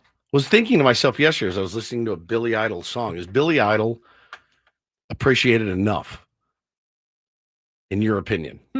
Sometimes people are appreciated perfectly. Like, oh, he's appreciated enough. I think he's underrated. I feel like he's right about where he should be. You do? But, okay. Yeah. Did you say that Garbage is going to be represented? Yes. In mental health. The people who wrote the song about misery. Yes. Yeah, I mean, sometimes you have to write it so that you don't feel it. All right. You know what I mean? Okay, It's sounds good. Cathartic. The Head and the Heart, Olivia Rodrigo, Megan Thee Stallion. Yeah, a lot of big the names. Heart coming to Gallagher Square. One of your beloved figures, Jacoby Shaddix of Papa Roach. Papa Roach. Nobody does it better than you. So, yeah. No, that's Disturbed. Oh, that's Disturbed. Papa Roach was cut my life into pieces. Yeah, that's right. Remember when you used to do college football scores or games in Papa Roach voice? Was it college football? No, it was his Saturday schedule. Lineup. Yeah, we did. He'd be like, 12 o'clock. Ohio Alabama State versus Michigan. I need that again. When is it? When do we do that? Friday. Friday? Friday. All right. I'm going to need Papa Roach back in honor of I'm listening. It's one of the funniest things I've ever seen. And you did it really, really well. Alabama, Ole Miss at 12 o'clock. I mean, it was just the best. Speaking of Ben's Disturbed, that one always murders me. Ben's Disturbed was great. Wah, wah, wah. Like he does it. It sounds like an adult baby. We were trying to do the dun dun dun dun dun dun dun dun. It's not easy. It's much harder than you think. Picture Ben in a bonnet and with a pacifier in his hand, like a little binky, and then an adult man baby. That's pretty good. Not bad. Ben had no. Ben goes, It's brilliant. It's hard to get it. Brilliant. Wow. Brilliant. Wow. It's all I picture is him as a man baby in a crib. I have some misery coming my way after the show today. When I came home last night, you wouldn't make love to me. Much worse, actually. No joy in your life today. Dental cleaning coming up at 11 o'clock this morning before I go to my other job. This makes for a long day. It's a crap day. The scraping, the incessant scraping on my teeth. It's not my favorite thing. It's not my favorite thing either. No. I need to get back myself. All right. Quickly, we got the Rindle Report coming up. The matchup tonight, Andrew Abbott has owned the Padres, but has struggled a bit in his recent outings. Will the Padres be the get-right gang, as you've labeled them a couple of times? Don't want that label. They've labeled themselves. Can they take advantage of a pitcher that has not thrown some of his best starts in his recent efforts? Game log, last time out, 4 2/3 innings, 5 runs against the Mets. Went 5 innings, 2 runs against the Cardinals, not bad. But then at Arizona, 4 innings, 6 earned runs, 3 starts ago. So that's 3 kind of shaky starts in his last, or at least 2 in his last 3 outings. But overall, for the season, outstanding. 8-6 with a 2.88 ERA. And again, has always been very tough on the Padres. Very comfortable pitching against the San Diego Padres. 1-0 with an ERA of .92 and 18 Ks in 3 appearances against the Padres in his career. Now, as we mentioned, Nick Pivetta on the mound for the Padres. They will need Nicky P to give them a little bit of length, because the last 2 days they've used a lot of the back end of the bullpen. I mean, you figure the only 2 guys that are definitely high leverage guys available are probably Adrian Morejon and David Morgan. Yeah. You figure Robert Suarez down except in an emergency. Mason Miller probably needs a day off except in an emergency. Jeremiah Estrada probably needs a day off at this point. So you want, if you get 7 out of Nick Pivetta, that would be ideal in today's game. You've got a healthy Ron Marinaccio, Ben, who has been the most slept on reliever in the Padres bullpen right now. Wandy's only thrown 12 pitches in 2 days. He's probably available to go. David Morgan's fresh. Marinaccio, Morejon, as you mentioned, we're fine. If the offense scores, we're good. They don't, but it's hard to count on that again against a guy who's been very tough on the San Diego Padres. Indeed. So big game tonight. Again, 1 hour earlier than a usual night game. Normally, day. Normally, I'm elated for an earlier start. Normally it's 1:10 on a getaway day. Yeah, but Padres are still at home tomorrow, so they're going to do 5:40. And Sammy will have a pregame show at 4:40 this afternoon from the loft. I've got a T-ball meeting at 5. Oh. It starts at 5, so hopefully that 39-minute meeting. How much do we really need to meet about T-ball? Keep them safe, have fun, don't take it too serious. Put the balls on top of the tee. On top of the tee. Don't throw your bats at your coach's shins, things of that nature. And pay attention so you don't get smoked with the ball. That's it. That's really, I just did the whole meeting for you in 5 minutes. Here's your gear. Here's your uniforms. Have a great season. All right, we'll come back, Paulie, with the headlines from the Rondo Report when we return. Now, there's a list that has made its way out onto the interwebs, the 25 most influential people in sports media. Of the 2000s. Of the 2000s. We will see if we made it next. Influential. We can't narrator. We can't even get out. We can't even get out of a round table. We can't even win a UT award. Influential. What are you talking about? Yeah, we may have the great ratings, but we have no influence. Correct. Not at all. Not a little. Spoiler alert: we're not on the list. Are We'll you tell sure? Who is? I'm pretty sure. Coming up next here on 97.3 The Fan. First, though, this is wildfire season. It has hit us. We saw some, earlier this week out in El Cajon area, Lakeside area. What can happen really quickly? Things can get out of control. We've seen it in the past here, San Diego, and the only way that we can all be safe is to be prepared, and SDG&E to be prepared sometimes means they're going to have to call for a public safety power shutoff. Yeah, they don't want to do it. They know it's an inconvenience, but they'd rather you be alive than dead and be prepared. So you can stay prepared during an emergency by having an emergency kit, a plan, and by making sure that SDG&E has your most up-to-date contact information. Should they need to contact you in case of an emergency, you can sign up for outage notifications at sdge.com/notify, or do what we did, download Alerts by SDG&E app. They're very sciencey with it as well. Yes. With their meteorologists and, looking at the forecast, they'll alert you as far in advance as they can, and then they'll alert you as soon as the power is back on. Safe to, go back and start using your appliances because you're good to go, but you need to have that app. Download it, Alerts by SDG&E, and put your information in at sdgne.com/notify.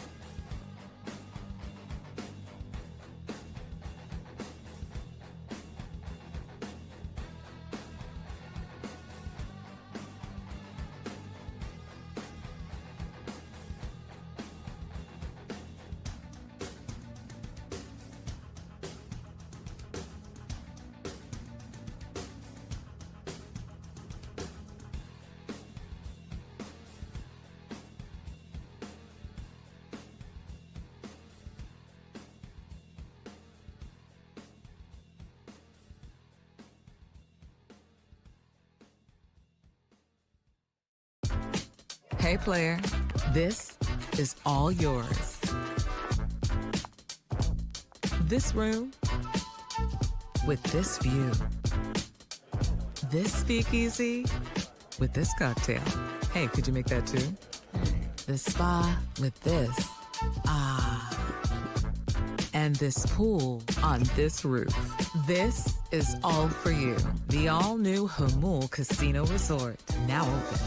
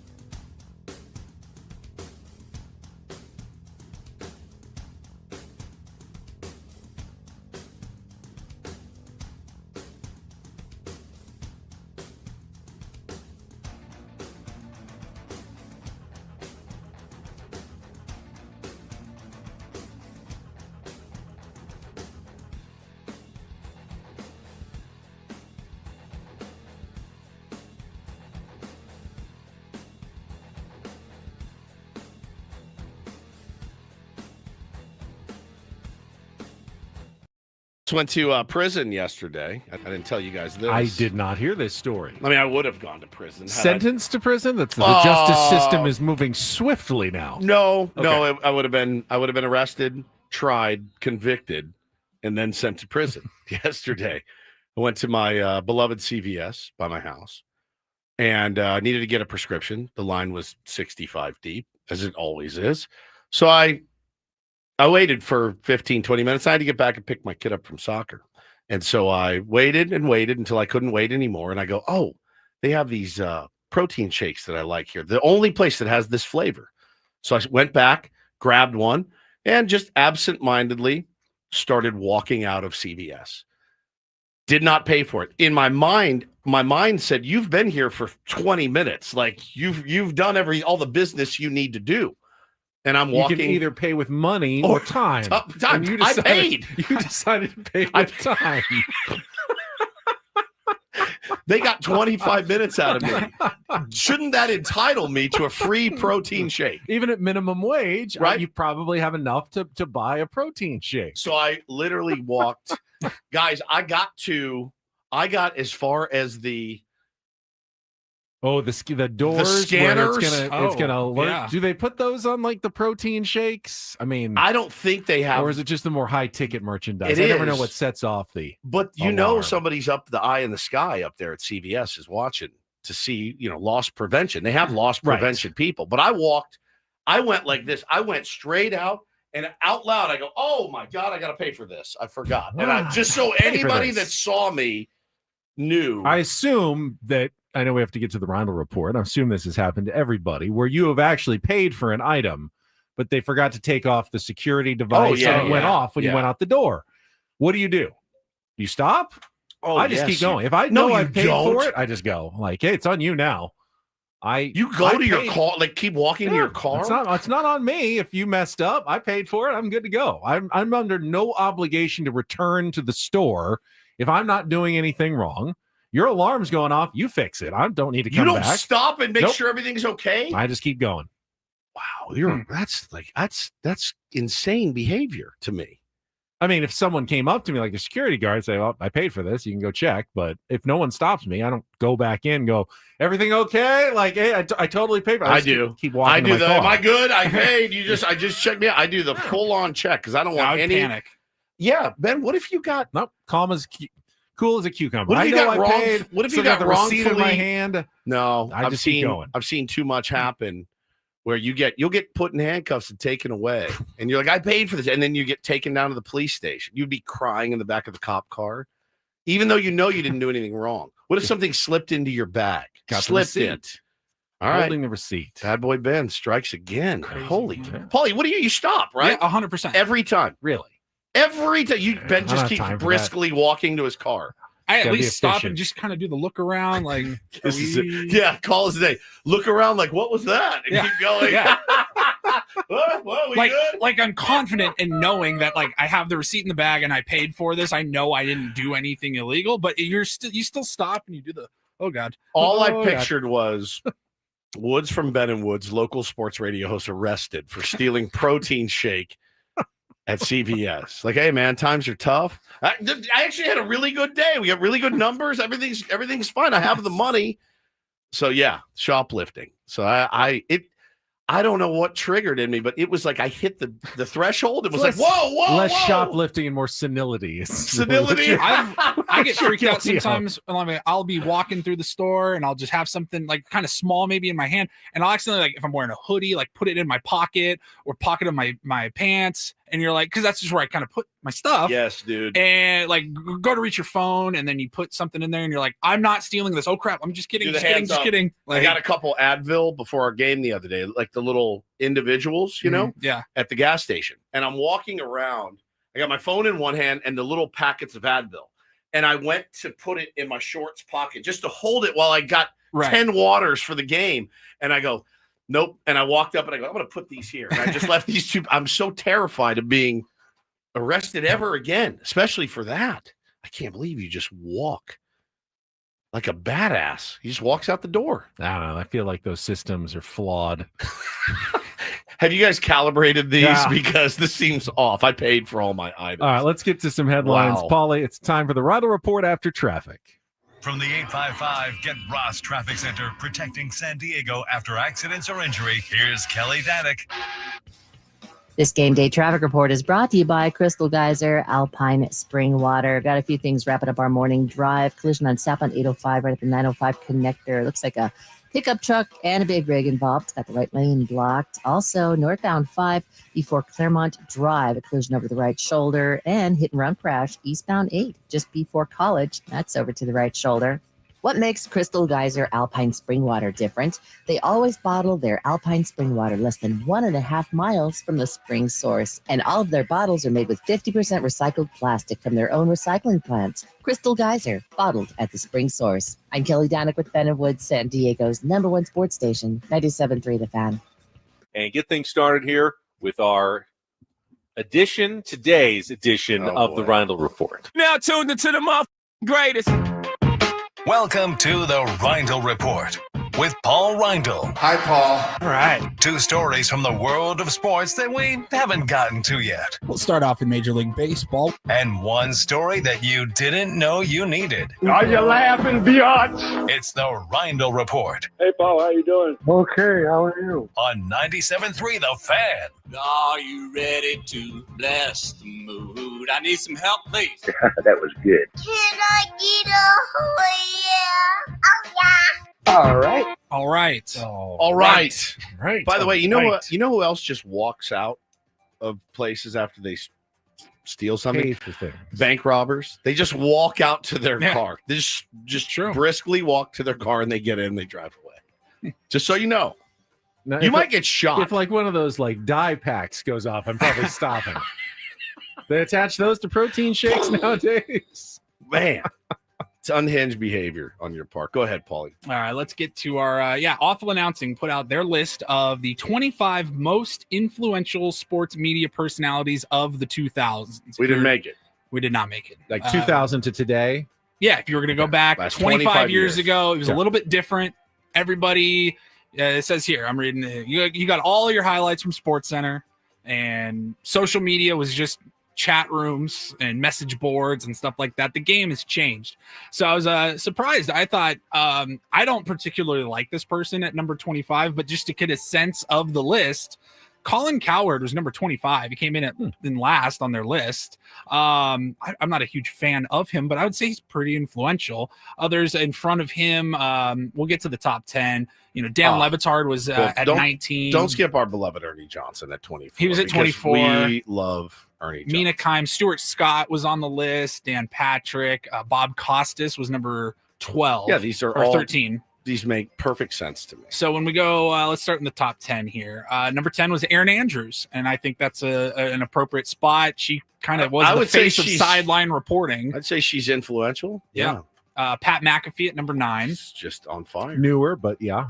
Dave Portnoy, number 8. I was surprised he wasn't higher, to be honest. I am too. Actually. Doris Burke at number 7.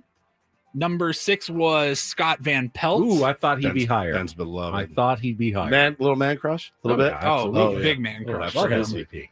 We got a couple of duos here, and it makes sense. Adam Schefter and Adrian Wojnarowski, just the ESPN insiders over the last 25 years. Tony Kornheiser and Michael Wilbon. I feel like yes, I guess they're doing it over the last 25 years. Over the last 25 years, pardon the interruption. Still going. going. I know they did. They did. You're right. You're right. I was just gonna say maybe not in recent years, but I could be wrong. But I like both of those guys. I think that's a good show. I think they're really, really it's always been good. Always been good. Yep. I love how crotchety they are. Yeah. I'm a crotchety. And they're not hot take. No, they're not. Spewers. They're just good. They're good at what they do. They have takes, but they're very good with the banter and giving it to each other with their takes. All right, top 3. Any guesses? Stephen A. You're gonna hear some Stephen A. Yeah. Number 3 goes to Charles Barkley. Oh, Chuck. Agreed. And then number 2 was Stephen A. Smith. Number 1 went to Bill Simmons. I thought that was debatable. Definitely if you did this list 12 years ago, like the first 15 years with The Ringer and I don't know. Lately, I don't feel like his influence has been as big as it used to be. Maybe he pulls more strings behind the scenes than I know about. Very smart, dude. It's very, very smart. It's intelligent. He's intelligent. I used to love just reading that yellow column he did. Yeah. Boston Sports Guy, whatever it was. He was good. I don't know that I have a flavor of sports. I really don't. I'm not a McAfee guy. I'm not really a. Well, I'll say he influenced because everybody writes like he does. Yes. Like he started basically that. Where's Jeff Passan on this list? Is he? I don't know if Jeff Passan made it onto the list. Woj and Schefter made it, but not Jeff Passan. The trio. No? I mean, out of the last 25 years, how much has Passan dominated? Only the last 5 or 6. True. Right? Callus a day. Stephen A. Smith influenced me not to watch ESPN. That's true. He does bug. He bugs. Who, Stephen? Yeah. Stephen A.? He's good at what he does. I respect him. He makes a ton of money. We've had him on. Yeah. I mean, he makes a ton of money. He is funny. He is funny. If you watch him and don't take it seriously, he's funny. Like Skip Bayless. If you watch him and I see clips from his off the air show that he does, and they're hilarious. But I don't consume a lot of sports national talking head shows. I really don't. Old boy over here though. That's all he does. There's Maggie and Perloff. Not as much. Matt, no. What are you listening to now these days? Well, self-help, playoff season. A lot of MLB radio. I'm with you. Golf radio. All right, and then finally, gentlemen, it is that time of year. Quickly, it is that time of year. Take these 25 guys and women that you just mentioned, Paulie. Mm-hmm. We are at that time of year, and somebody brought it up in the chat. This is where those 25 are really at their worst because it's baseball playoffs. Baseball is wrapping up, and you won't hear worse takes from. Wasn't a lot of baseball people on that list. Stephen A. Smith, Colin Cowherd, with some of the worst baseball chatter of your entire. Bill Simmons is good. It's some of the worst baseball chatter you have ever heard in your entire life from those guys. Ever. Just keep that in mind as you move forward. This Bob is that Costas kind of- was at number 13 on that list. He's great. Yeah. Joe Buck was on there. Joe Buck's great. Finally, it is that time of year where we do this, I think, every year. We're going to make plans and say we want to do something, but we're definitely not going to do it. It was announced yesterday, the Extra Innings Festival in spring training out in Tempe, Arizona. Yeah, every year. February 2026. Okay. It's always right around when we go out there for Yep. like 3 or 4 days. We're like, do we want to extend our trip by a day or two? This is what Because says look no. at this lineup. And even if we did, do we want to drive all the way from Peoria to Tempe? Correct. And the answer would also be no. Your headliners are Friday night, Mumford and Sons, Pass. Saturday night, 21 Pilots, Pass. and Sunday night, Blink 182. Okay.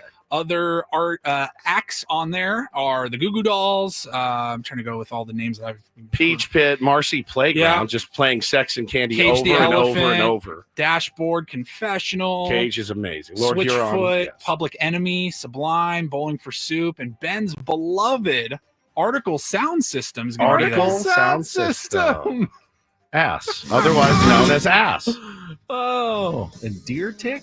Deer Tick's good. Are they good? Yeah, they're very good. You don't want one. Very good. You do not want one, no. No. All right, that is it for us. We'll come back tomorrow. I'm going to go home and fix my cocks today.